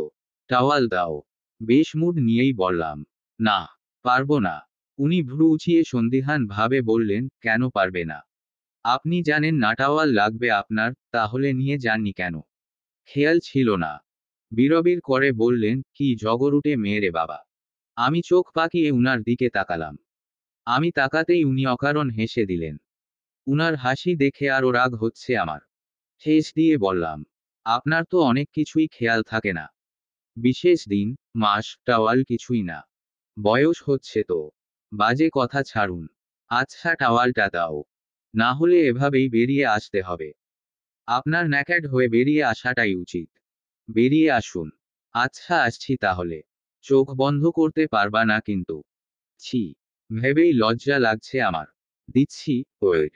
না দিতে হবে না। আমি এভাবেই আসছি। দূর থেকে টাওয়াল ফেলে দিয়ে বললাম, নিন ধরুন। যত সব। টাওয়াল ক্যাচ নিয়ে বললেন, এভাবে কেউ টাওয়াল দেয়? তো কিভাবে দিব? কাছে আসবে, এসে হাতে ধরিয়ে দিবে তো। যেভাবে দিলে। টাওয়াল দিলে নাকি মা ইরো দিলে বোধগম্য হলো না। দেখুন আমার কিন্তু এমনি রাগ হচ্ছে। সেটা বুঝতে পারছি। But why Mrs? মনে মনে বললাম এটাও আমাকে বলে দিতে হবে যে কেন রাগ করেছি। বলে বলে শুভেচ্ছা নিব আমি? আমি কি এতই ফ্যাল না? আপনাকে বলবো কেন? সকাল সকাল কি হলো আজ? বুঝেছি আজ না খেয়ে থাকা লাগবে। শুধু আজ নয়, কতদিন রান্না করব না তার হিসাব নেই। তো বলবে না তুমি, কি হয়েছে? জিনাতকে স্বপ্ন দেখেছো নাকি? জিনাতকে আমি স্বপ্ন দেখব কেন? দেখতেও পারো যে, জিনাত আমার হাত ধরে ঘুরে বেড়াচ্ছে। কি বললেন আপনি? ওহ, বুঝছি। তার মানে আপনি এই সব স্বপ্ন দেখেন জিনাতকে নিয়ে। আমি কেন দেখব? ভাবলাম তুমি দেখেছ। সকাল সকাল জিনাতের নাম বললেন কেন? নিশ্চয়ই আপনার আর জিনাতের কোনো চক্কর চলছে। আজ আপনার একদিন কি আমার একদিন? আমার দাদু যে কি খেয়ে আপনার সাথে বিয়ে ঠিক করেছিল, আজ ওই বুড়োর খবর আছে। আল্লাহ মালুম, আজ আর কার কার খবর আছে। বলেই উনি খালি গায়ে টাওয়াল পরে বেরিয়ে এলেন। শরীর ভরা পানি মুক্তার মতো চিকচিক করছে। এইভাবে বেরিয়ে এসে আমাকে ক্রাশ খাওয়ানোর ধান্দা এই লোকের। আমি আর চোখে বারবার তাকিয়ে দেখছি উনাকে। উনি আমার রাগী মুডের দিকে তাকিয়ে বললেন, বাপরে। বাপরে বললেন কেন? চোখ দেখে। আমার চোখে কি হয়েছে? শুধুই কি রাগ করবে? কিছু একটা পরতে দাও, শীত লাগছে। আলমারি খুলে নাইটি ছুঁড়ে মেরে বললাম, নিন। উনি ক্যাচ নিয়ে নাইটি মেলে ধরে বললেন, নাইটি? উনার চোখে মুখে বিস্ময়। কিছু পরতে চেয়েছেন তাই দিয়েছি। আপনার সাথে আমার বিয়ে না হওয়াই ঠিক ছিল। উনি বিছানা থেকে সিঙ্গেল কম্বল টেনে গায়ে জোড়াতে জোড়াতে বললেন, উহু, মোটেও ঠিক ছিল না। অনেক ঝামেলা হতো তুমি আমার না হলে। কি হতো? উনি আমার কাছে এসে কানের সাথে ঠান্ডা ঠোঁট ছুঁয়ে ফিসফিস করে বললেন, তোমাকে পাওয়ার আন্দোলনে ছেয়ে যেত এ শহর। চারদিক স্লোগানে মুখরিত হতো, তোমাকে চাই। যত সব পাম দেওয়া কথা। আপনার কাছে আমি মোটেও স্পেশাল না। একটুও বিশেষ কেউ না। কিছুও মনে থাকে না আপনার। আজ নাকি এটুকু বলতেই আচমকা শিউরে উঠলাম। উনি আমাকে পেছনে থেকে জড়িয়ে ধরে উনার কম্বলের ভেতরে নিয়ে নিলেন। জামা সরিয়ে ঠান্ডা হাত পেটে চেপে ধরলেন। এমন অদ্ভুত কাজ কেউ করে? সাথে সাথে চেঁচিয়ে উঠলাম, এই শীতে কেউ ঠান্ডা বরফের মতো হাত কারো পেটের উপর রাখে? আমি সাথে সাথে বকাঝকা করে উঠতেই উনি আমাকে থামিয়ে দিলেন। কোমরে পুরুষালী হাতের শক্ত বাঁধন পড়ল। গালে ওষ্ঠ ডুবিয়ে দিলেন গাঢ়ভাবে। নেশালো কণ্ঠে বললেন, আজ নাকি ফাল্গুন, এটাই বলতে চাইছিলে তো? তুমি আমার 12 মাসই ফাল্গুন। আলাদা ফাগুনের প্রয়োজন নেই আমার। আজ এ শহর কৃষ্ণচূড়ার লাল রঙে সেজেছে। সেজন্য সুন্দর লাগছে। শহরের কাছে নির্দিষ্ট কারণ আছে সুন্দর লাগার। আমার কাছে তোমাকে ভালো লাগার নির্দিষ্ট কোনো কারণ নেই, কোনো ব্যাখ্যা নেই, কোনো যুক্তি নেই। শুধু জানি আমার বসন্তে ফুল ফোটে তোমার নামে, ফাল্গুন হাওয়ায় মন মাতোয়ারা অদ্ভুত সুবাস নাকে আসে তোমার ঘ্রাণে। ফাগুনের শুভেচ্ছা প্রণয়নী। আমি ভুলিনি তোমাকে শুভেচ্ছা জানাতে। শুধু তোমার অভিমান দেখার অপেক্ষা করছিলাম। আদর করে রাগ ভাঙানোর সুযোগ খুঁজছিলাম। আকাশে একখণ্ড সাবানের ফেনার মতো সাদা মেঘ। তার মাঝে অর্ধখণ্ডিত চাঁদ। যেন কেউ নিখুঁত হাতে চাঁদকে দ্বিখণ্ডিত করেছে। চারিদিকে জোনাক পোকার মতো তারা মিটমিট করে জ্বলছে। সেই সাথে চাঁদের সোনালি আলোকিরণ ছড়াচ্ছে ধরণীতে। আকাশ জুড়ে চাঁদ তারার মেলা। আর সেদিকেই ফ্যাল ফ্যাল করে তাকিয়ে আছে মৃন্ম। হাতে জ্বলন্ত সিগারেট। নাকমুখ দিয়ে গলগল করে ধোঁয়া ছাড়ছে। একটা রেখে আরেকটা সিগারেট ধরাচ্ছে। একান্তে সময় কাটাতে লেকের পাড়ে গিয়ে বসেছে। বিষাদের যন্ত্রণা একাকী ছাড়া ভোগ করা যায় না। মাঝে মাঝে দীর্ঘনিশ্বাস ছাড়ছে আর আকাশের পানে তাকিয়ে বলছে, তুমি কি কোনোদিন আমার হবে না মায়াবিনী? তুমি আমার না হওয়া প্রেম, না হওয়া ভালোবাসা, যে কাছে আসার আগেই আমাকে পুড়িয়েছ সহস্রবার। যদি আমারই না হবে তাহলে আবার কেন দেখা হলো আমাদের? কেন এতগুলো বছর পর আবারও আমার সামনে এলে? না পাওয়ার যন্ত্রণা কত ভয়াবহ তুমি বুঝবে না মায়াবিনী। তোরি কি ভাবছে তা কেউ জানে না। এ বিষয়ে তোরি আর কোনো কথা বলেনি। কখনো বলবে কি না কেউ জানে না। তোরই কষ্ট পেয়ে পেয়ে পাথর হয়ে গিয়েছে। তাই প্রেম ভালোবাসার অনুভূতি ওর নেই। বাকিটা আল্লাহ জানে। কেটে গেল আরো কতগুলো দিন। বসন্তের শেষের দিকে শাশুড়ির জামিন হয়েছে দীর্ঘদিন পরে। শাশুড়ির জামিনের ব্যবস্থা রোশান স্যারই করেছেন। ছোঁয়া আর তরি বলেছে উনি আসলেই এখন অনুতপ্ত, ওশানের প্ররোচনায় যা ভুল করার করেছিলেন। উনার এই বয়সে জেলে থাকাটা কম শাস্তি নয়। কৃতকর্মের ফল যথেষ্ট পেয়েছেন। এরপরেও না শোধরালে উনার ব্যাপার। সেদিন জেলখানায় উপস্থিত হয়ে ভীষণ অবাক হয়েছি। সেদিন অটোতে বিরক্ত করা লোকটা জেলে। রোশান স্যারকে দেখেই মাথা নিচু করে তাকালো। রোশান স্যার হেসে বললেন, কি চাচা, উত্তেজনা কি একটু কমেছে? না কমলে বলুন। লোকটা মাথা নিচু করে দাঁড়িয়ে আছে। আমি রোশান স্যারের হাত টেনে ধরে বললাম, দাঁড়ান। উনি বললেন, কি ব্যাপার, এখানেই আদর শুরু করবা নাকি? এটা পাবলিক প্লেস, মানুষ কেমন হা করে তাকিয়ে আছে দেখো। তাকিয়ে দেখি আশেপাশে সত্যি মানুষ তাকিয়ে আছে। আমি সাথে সাথে হাত ছেড়ে বললাম, অসভ্য লোক। বলছি, এই লোককে কিভাবে চিনেন? ওই লোককে চিনব না। রোশান সিদ্দিকীর বউয়ের সাথে অসভ্যতা করবে আর আমি কিছুই বলবো না। যে ফুল আমি কোমলভাবে স্পর্শ করি নষ্ট হওয়ার ভয়, সেই ফুল ও ছিঁড়তে চেয়েছিল। কিন্তু আমি তো আপনাকে কিছুই বলিনি। কিভাবে জানলেন? জানতে হয়, বুঝলে? না, বলুন না প্লিজ। সেদিন তুমি চলে আসার পর ওখানকার মানুষ আমাকে ফোন দিয়েছিল। আমার ইচ্ছা ছিল ওর চোখ দুটো উপড়ে ফেলার। কিন্তু এতে পুলিশ আমায় ধরে নিয়ে যেত। তোমার থেকে আলাদা থাকা লাগতো। একদমই ইম্পসিবল ব্যাপার, যে তোমাকে ছাড়া একটা দিন আলাদা থাকবো। এই পৃথিবীতে রোজ রোজ আসা হবে না। একবার এসেছি আর এই এক জীবন তোমার সাথেই কাটাতে চাই। তারপর প্রচুর মারলা মৌ মেরে জেলে ঢুকালাম। আমাকে তো বলেননি। আমি চাইনি তুমি আমার কাছে অস্বস্তি ফিল করো। এই মানুষটা আমার আড়ালেই দেখছি আমার থেকে বেশি ভালোবাসে আমাকে। একবার মুগ্ধ নয়নে উনার মুখের দিকে তাকালাম। ঠোঁটের কোণে নিমিষেই হাসি ফুটল। শাশুড়ি মলিন মুখে তাকিয়ে আছেন আমাদের দিকে। আমি মোলায়েম কণ্ঠে জিজ্ঞেস করলাম, কেমন আছেন আম্মা? উনি হুহু শব্দে কেঁদে উঠলেন। শাড়ির আঁচলে মুখ ঢাকলেন। রোশান স্যার উনার আম্মার দুই বাহুতে হাত রেখে বললেন, অনেক বুঝিয়েছি আম্মা। আমার কথা রাখুনি। আজ কি হতো আমার কথা শুনলে? ওশানের সঙ্গ দিয়ে কি পেলে আম্মা? পা করে কেউ কখনো পার পায় না। তুমি আমার আম্মা, আমাকে পেটে ধরেছ।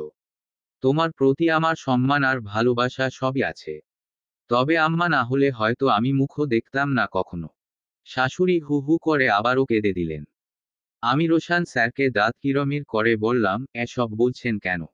এমনি আম্মার খারাপ লাগছে। শাশুড়ির ওই করুণ মুখটা দেখে সত্যি খারাপ লাগছে। শাশুড়ি এখন তার বাবার বাড়িতেই আছেন। শুকিয়ে কাঠ হয়ে গিয়েছেন। আগের মতো সেই তেজঅহংকার কিছুই আর নেই। যদিও আমরা বলেছিলাম আমাদের এখানে এসে থাকতে। তবে উনি রাজি হননি। আর ওই দিকে শ্বশুর বলেছেন শাশুড়ি আমাদের কাছে এসে থাকলে উনি কোনোদিন আমাদের কাছে এসে থাকবেন না। তাছাড়া শ্বশুর এই বয়সে শাশুড়িকে ডিভোর্স দিতে চাচ্ছেন। প্রতিটা মেয়েই তার স্বামীকে ভালোবাসে, স্বামীর থেকে কেউই আলাদা হতে চায় না। সবাই স্বামীর সাথে বৃদ্ধে উপনীত হতে চায়। কিন্তু নিয়তির বিধান বড়ই ভয়াবহ। এই বয়সে হয়তো শাশুড়ির ডিভোর্স হয়ে যাবে। শ্বশুর বলে দিয়েছেন, শাশুড়ি চাইলে উনার নামে কেস করতে পারেন। উনি সারা জীবন জেলে থাকলেও শাশুড়ির সাথে আর থাকবেন না। শ্বশুরকে বিষয়টা বুঝানো যাচ্ছে না। অনেক চেষ্টা করছি আমরা, কিন্তু উনি কিছুইতেই মানছেন না। এক মেয়ের সংসার ভাঙলে তার নিজের সংসারও টেকে না। শাশুড়ি নিজ হাতে তরির জীবনটা নষ্ট করেছে, তাকে ডিভোর্সি বানিয়েছে, আর আজ তাকেও ডিভোর্সি হতে হবে। মাগরিবের নামাজ পড়ে রান্নাঘরে ঢুকে ভাবছি, কি করা যায়। দুপুরের রান্না তো আছেই। বিরিয়ানি রান্না করতে ইচ্ছা করছে। ফ্রিজ থেকে মাংস বের করে ভিজিয়ে রাখলাম। গ্যাসে ডিম সেদ্ধ করতে দিয়ে চাল ধুয়ে নিলাম। বিরিয়ানির সব মশলা ফ্রিজেই ছিল। কেননা প্রায় প্রায় রোশান স্যার আমাকে রান্না করে খাওয়ান। আমার ফেভারিট বলে উনি হুটহাট করেই বিরিয়ানি রান্না করেন। খুব মনোযোগ দিয়ে ফ্রাই প্যানে চাল দিয়ে নাড়াচাড়া করছি। ফোনে একটা আননোন নাম্বার থেকে কল আসছে বারবার। ফোন রিসিভ করে কানে দিতেই বেশ চমকে গেলাম। ফোনের ওপাশের মানুষ আর কেউ নয়, আরিয়ান ভাই। সেই কণ্ঠ, সেই সুরে ডাক। আমার বুক কেঁপে উঠল। সাথে সাথে ফোন কেটে দিলাম। উনি আমার নাম্বার কোথায় পেলেন? আম্মু দিয়েছে। না তো, আম্মুর তো দেওয়ার কথা নয়। কিভাবে পেল নাম্বার? আর কলই বা কেন দিচ্ছেন? এরই মাঝে কলিং বেল বেজে উঠল। আমি দ্রুত বেগে দরজার সিটকিনি খুলে দ্রুত চুলার কাছে চলে এলাম। আরিয়ান কেন ফোন দিয়েছিল সেটা ভেবেই যাচ্ছি। ভাবছি আর খুন্তি নাড়াচ্ছি। হঠাৎ দুটো পুরুষালী হাত পিছন থেকে আমার চোখ বন্ধ করে ধরল। সেকেন্ডের মাঝে আমি হেসে উঠলাম। রোশান স্যারের স্পর্শ আমার সব মন খারাপ, সব চিন্তা দূরীকরণ ওষুধের মতো। 5 সেকেন্ড পরেই আমার ভাবনার ঘোর কাটল। কেননা আমি একদম নিশ্চিত এটা রোশান স্যার নয়। উনার হাতের গড়ন আমার মুখস্থ, উনার শরীর থেকে আলাদা একটা খুশবু বের হয়, যা আমি ছাড়া কেউ অনুভব করতে পারে না। সেই সুবাস, সেই খুশবু আমি অনুভব করতে পারছি না। তাছাড়া পারফিউমের ঘ্রাণটাও আলাদা। আর রোশান স্যার এত শক্ত করে আমার চোখ ধরেন না, আমি ব্যথা পাবো বলে। উনি অনেক মোলায়েম ভাবে আমাকে স্পর্শ করেন। তার স্পর্শ আমাকে ভাবায় সে কতটা ভালোবাসে আমাকে। আমি তড়িৎ বেগে চোখ খুলে পেছনে ঘুরে তাকালাম। তাকিয়ে কেঁপে উঠলাম। ধবধবে ফর্সা গোল মুখশ্রী লম্বা আরিয়ান ভাই দাঁড়িয়ে হাসছেন। আমি অবাকের চরম পর্যায়ে গিয়ে তাকিয়ে আছি তার দিকে। হাত পা রীতিমতো কাঁপছে আমার। অথচ আরিয়ান ভাই হেসেই যাচ্ছেন। আমার মুখে বিন্দুমাত্র হাসি নেই। জীবনের সব সুখশান্তি বিনাশ করতেই কি উনি এসেছেন? এখন যদি রোশান স্যার এসে উনাকে দেখেন কি হবে? আমার এই সাজানো গোছানো সুখের নীড় ভেঙে তছনছ হয়ে যাবে। আমাকে ভুল বুঝবেন। আরিয়ান ভাই এক গুচ্ছ ফুল আমার দিকে এগিয়ে দিয়ে বললেন, বিবাহিত জীবনের শুভেচ্ছা সারা। আমি দাঁত কিরমির করে বললাম, আপনি এক্ষুনি বের হন এখান থেকে, এক্ষুনি বের হন। আগে ফুলটা তো নাও। আপনার কাছে ফুল চাইছি আমি, যে ফুল নিয়ে এসছেন। আগে তো চাইতে। আগের আমি আর আজকের আমি কি এক? আগে খালার মেয়ে ছিলে, এখন এক বেটার বউ। আপনি আগে বের হন আমার বাসা থেকে। আমার হাজবেন্ড এসে দেখলে ভুল বুঝবে। তুমি বলবা তোমার কাজিন এসেছে। সিম্পল। এত চিন্তার কি আছে? আত্মীয় কি আত্মীয়ের বাসায় আসে না? না আসে না। আর আপনি আমার বাসায় আসুন এটা আমি চাই না। আমার নাম্বার আর ঠিকানা কে দিয়েছে? মন থেকে খুঁজলে অনেক কিছুই পাওয়া যায়, বুঝলে? আমাকে মন থেকে খুঁজেছেন। কেন? এমনি। আপনি এখান থেকে বেরোবেন। কাজিনের বাড়ি এসেছি, না খেয়ে দেয়ে কিভাবে যায়? বিরিয়ানি রান্না করছো। যাক অনেকদিন পর তোমার হাতের রান্না খেতে পারবো। ভেবেই শান্তি লাগছে। বিরিয়ানি থেকে দারুণ ঘ্রাণ আসছে। আমার কিন্তু ধৈর্যের বাঁধ ভেঙে যাচ্ছে আরিয়ান ভাই। তুমি তো সব সময় ধৈর্যহীন মেয়ে। তাই তো বিয়েটাও করে নিলে। ধৈর্য থাকলে নিশ্চয়ই অপেক্ষা করতে। কিসের অপেক্ষা? কিছু না, বাদ দাও সব। তোমার জন্য বিদেশ থেকে কিছু উপহার নিয়ে এসেছি। যা যা তোমার ফেভারিট। আপনি একটু বেশি বেহায়াপনা করছেন না? আমি যে এতবার বলছি বেরিয়ে যান যাচ্ছেনই না। আরিয়ান ভাই এবার ড্রয়িং রুমে গিয়ে পায়ের উপর পা তুলে বসে বললেন, অনেক জার্নি করেছি আজ, ক্লান্ত খুব। চা দাও। এই যে বসলাম তোমার আপ্যায়ন না নিয়ে উঠছি না। আপনি কি চান আরিয়ান ভাই? তোমাকে। মানে? মানে তোমার হাতের রান্না। এসেছেন যখন বউ নিয়েই আসতেন। বিয়ে তো করিনি। কেন? বিদেশ গেলেন না, সেখানে বিয়ে করবেন বলে তো কত কাহিনী। মেয়েরা ধোঁকাবাজ।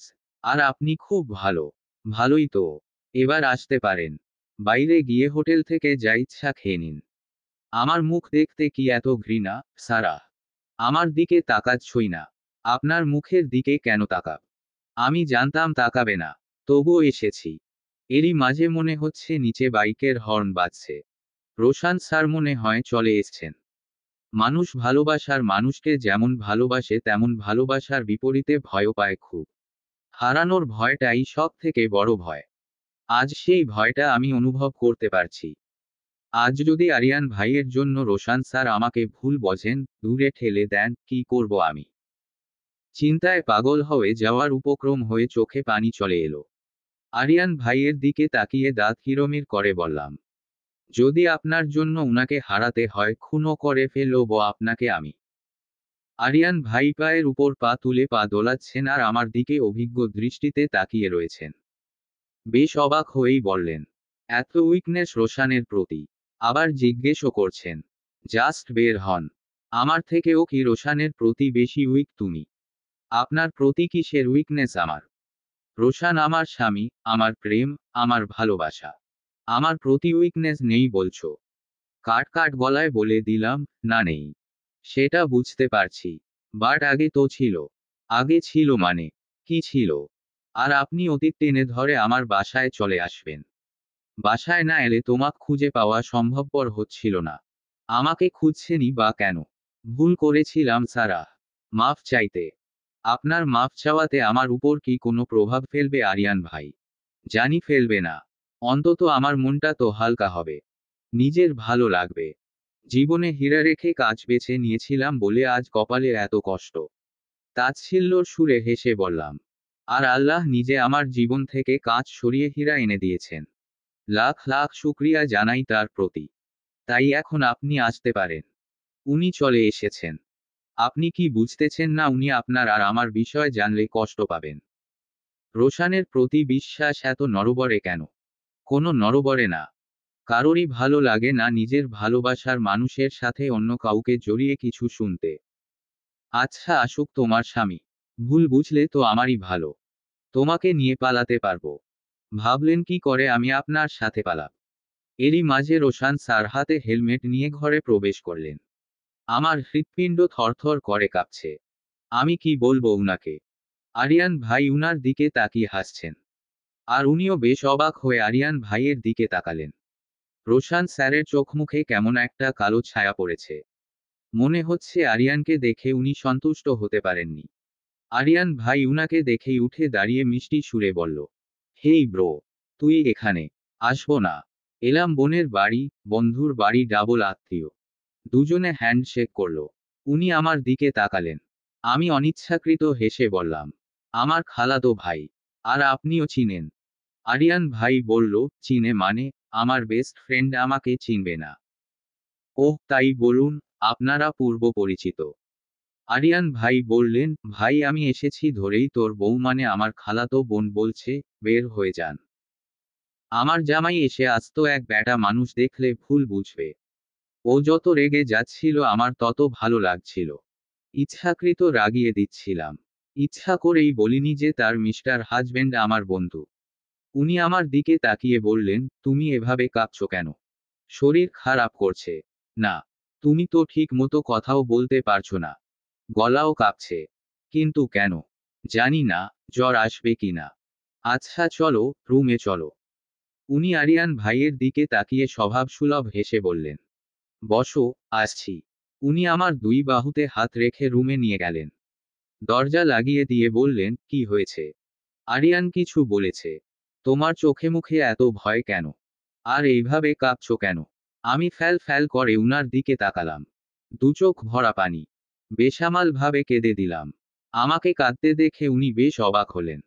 সাথে সাথে আমাকে জড়িয়ে ধরে বললেন, বলো কি হয়েছে? আমাকে খুলে বলার চেষ্টা করো। আমাকে আপনি কখনো ছেড়ে দিবেন না তো? আমি তাহলে মরেই যাব।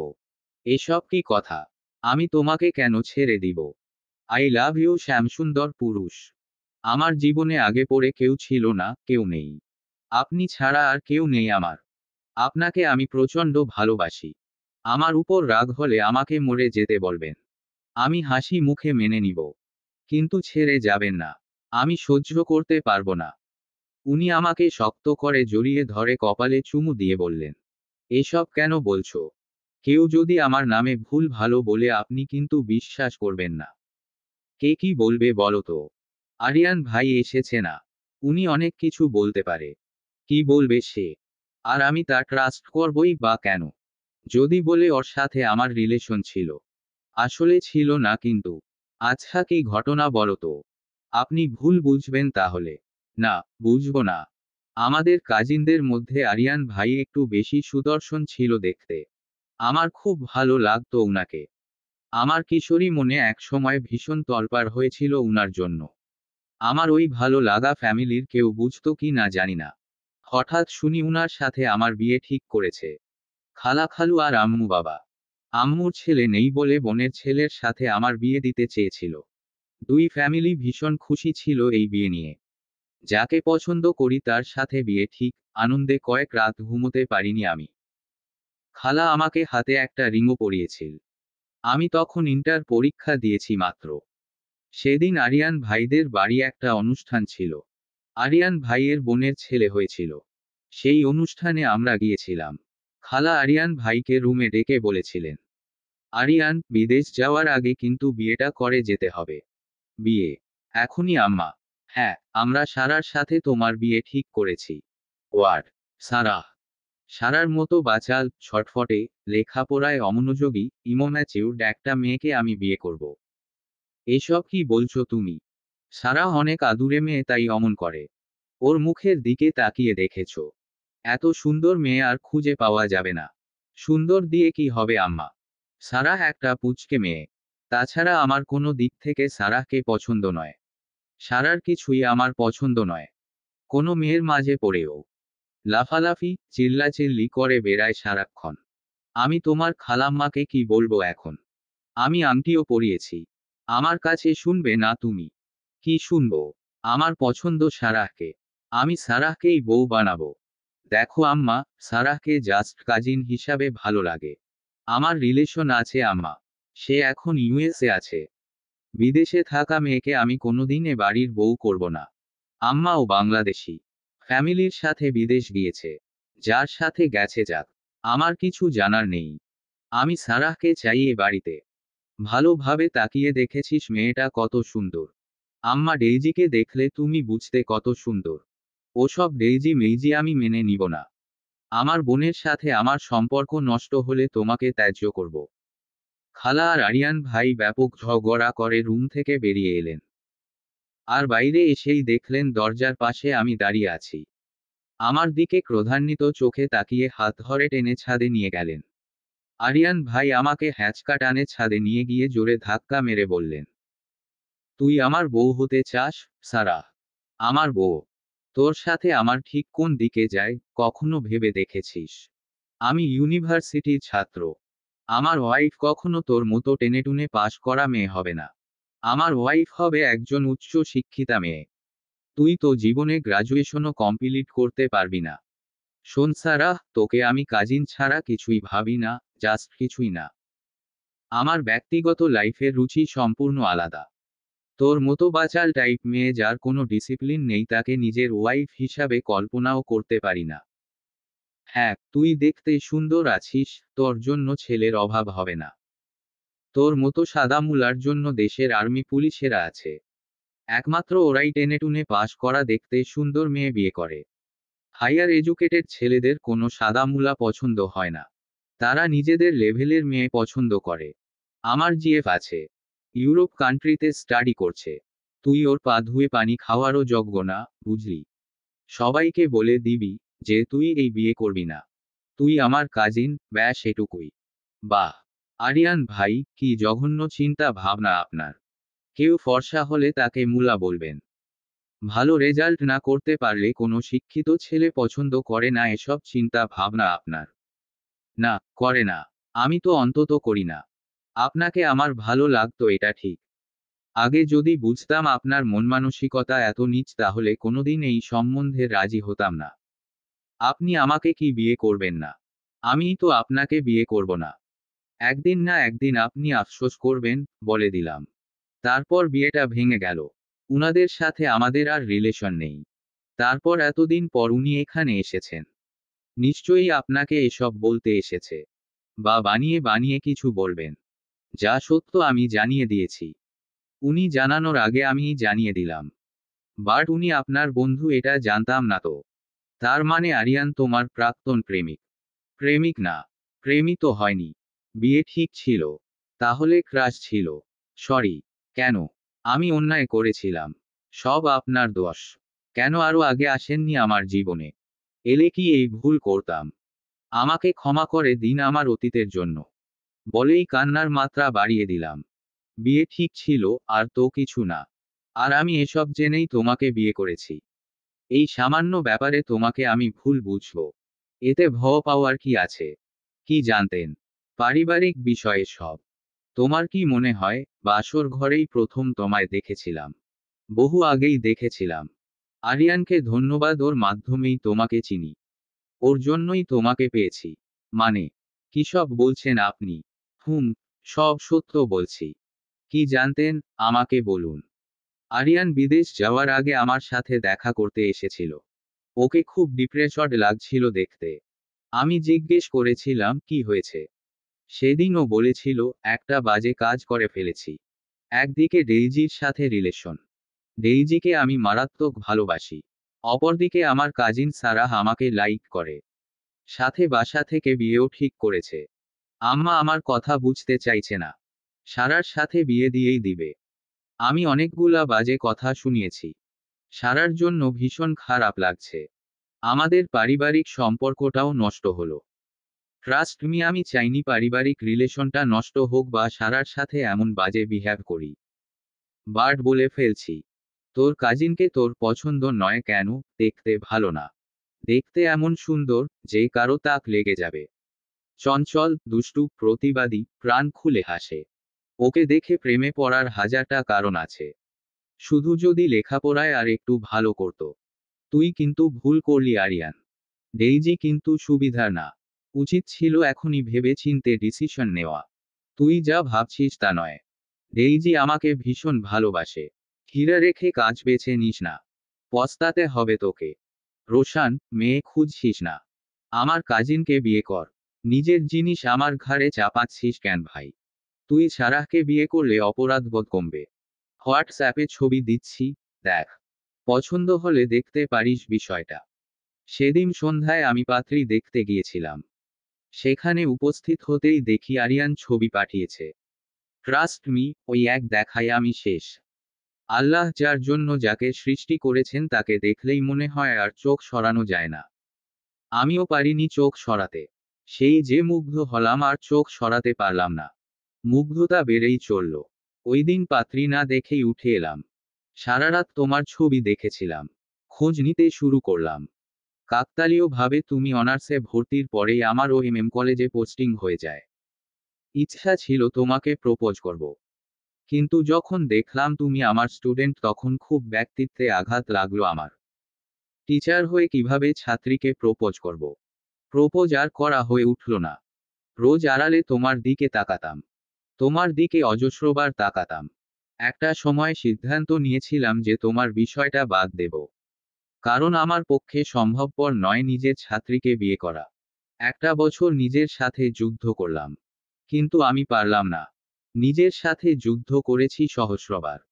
তোমাকে যত ভোলার চেষ্টা করেছি ততই বেশি মনে পড়েছে তোমার কথা। একটা বছর নিজেকে সময় দিয়েও তোমাকে ভুলতে পারিনি। কেমন যেন দিন দিন আরো বেশি খিটখিটে আর রুক্ষ হয়ে যাচ্ছিলাম। কারো সাথে শান্তভাবে কথা বলতে পারতাম না। মেজাজ বিগড়ে থাকতো। আর আমি জানতাম আমি তোমাকে বিয়ে করতে চাইলে তুমি রাজি হবে না। কারণ কলেজে আমার মতো রাগী, গম্ভীর স্যার দেখে কারি বা ভালো লাগবে। তাই তোমার দাদুর সাথে কথা বললাম। আমি সরাসরি তোমার দাদুকে আমার বিষয়টা খুলে বললাম। আর প্ল্যান করলাম কিভাবে বিয়ে করা যায়। জাঁকজমকপূর্ণভাবে বিয়ে করলে বিয়ের আগে আমাদের দেখা হয়ে যেত আর তুমি আমাকে রিজেক্ট করে দিতে। তাই তো কাউকে না বলে তোমাকে না জানিয়ে হুট করে বিয়ে হলো। তাছাড়া ওই টাইমে আরিয়ানের ঘটনার পরে তুমি আর নিজে থেকে কাউকে পছন্দ করবে না, সে বিষয়ে জানিয়েছিলে ফ্যামিলিতে। ফ্যামিলির পছন্দই তোমার পছন্দ। তারপর হয়ে গেল বিয়ে। আর তুমি জানলে তোমার দাদু আর আমার দাদু বন্ধু ছিলেন। এসব কিছুই ছিল না। তোমার ফ্যামিলির সবার আমাকে দেখেই পছন্দ করেছিল। এই জন্য আর কেউ আপত্তি করেনি। উনার বুকে ধাক্কা দিয়ে বললাম, এত কাহিনী আর আমি কিছুই জানি না। অনেক কিছু জানলে তো আর ইন্টারেস্ট থাকে না। তুমি যদি জানতে আমি তোমাকে ভালোবাসি তাহলে আমার প্রতি তোমার আগ্রহ থাকতো না। আর আরিয়ানে বিষয়টা আমাকে কেন জানালেন না? কি দরকার?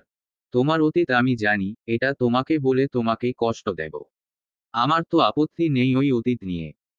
তাহলে কেন ওই আজেবাজে সাবজেক্ট তুলে আমাদের সুন্দর সময় নষ্ট করব? তাছাড়া আমি চাইনি আরিয়ানের কথা মনে করে তুমি কষ্ট পাও। যে অতীত তোমাকে কষ্ট দিয়েছিল, সেই অতীতকে আমি ঘৃণা করি। আপনার ফোনে আরিয়ান নামে সেভ করা যে নাম্বার থেকে কল আসতো, সে কে? সে এই আরিয়ান ছিল। আমার সামনে রিসিভ করতেন না কেন? তুমি যদি ওর কথা ভেবে আবার ওর প্রেমে পড়ে যেতে। যতই হোক কালো ছেলের প্রতিদ্বন্দ্বী যখন আরিয়ানের মতো সুদর্শন ছেলে, তখন ভয় তো থাকেই। কে সুদর্শন? আরিয়ান। হুম। দেখুন আপনার থেকে সুদর্শন পুরুষ এই দুনিয়াতে নেই। আরিয়ান কোন দিক দিয়ে আপনার থেকে সুন্দর? সব দিকে দিয়ে, ফর্সা, লম্বা, স্মার্ট।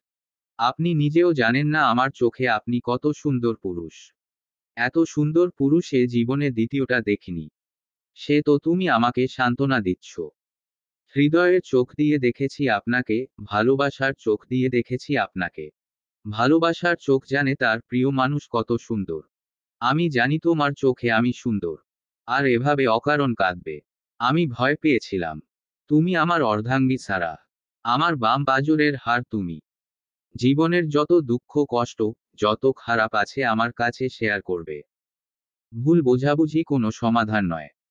স্ত্রীর সমস্যা স্বামী বুঝবে, স্বামীর সমস্যা স্ত্রী বুঝবে। দুজনের মাঝে কোনো গোপনীয়তা রাখা ঠিক নয়। আমাদের সম্পর্ক এমন সম্পর্ক যেখানে দুজনে একসাথে হেসে কথা বললেও সোয়াব হয়। সেখানে ভুল বোঝার প্রশ্নই আসে না। সারা জীবন তোমাকে হাসাতে চাই, তোমার সাথে হাসতে চাই। তোমার ভালো খারাপ সব আমাকে বলবে। তোমার সবকিছু একসেপ্ট করে ভালোবাসার ক্ষমতা আমার আছে। চলবে। গল্প, একটি নির্জন প্রহর চাই। লেখনীতে মৌসুমী আক্তার। পঞ্চম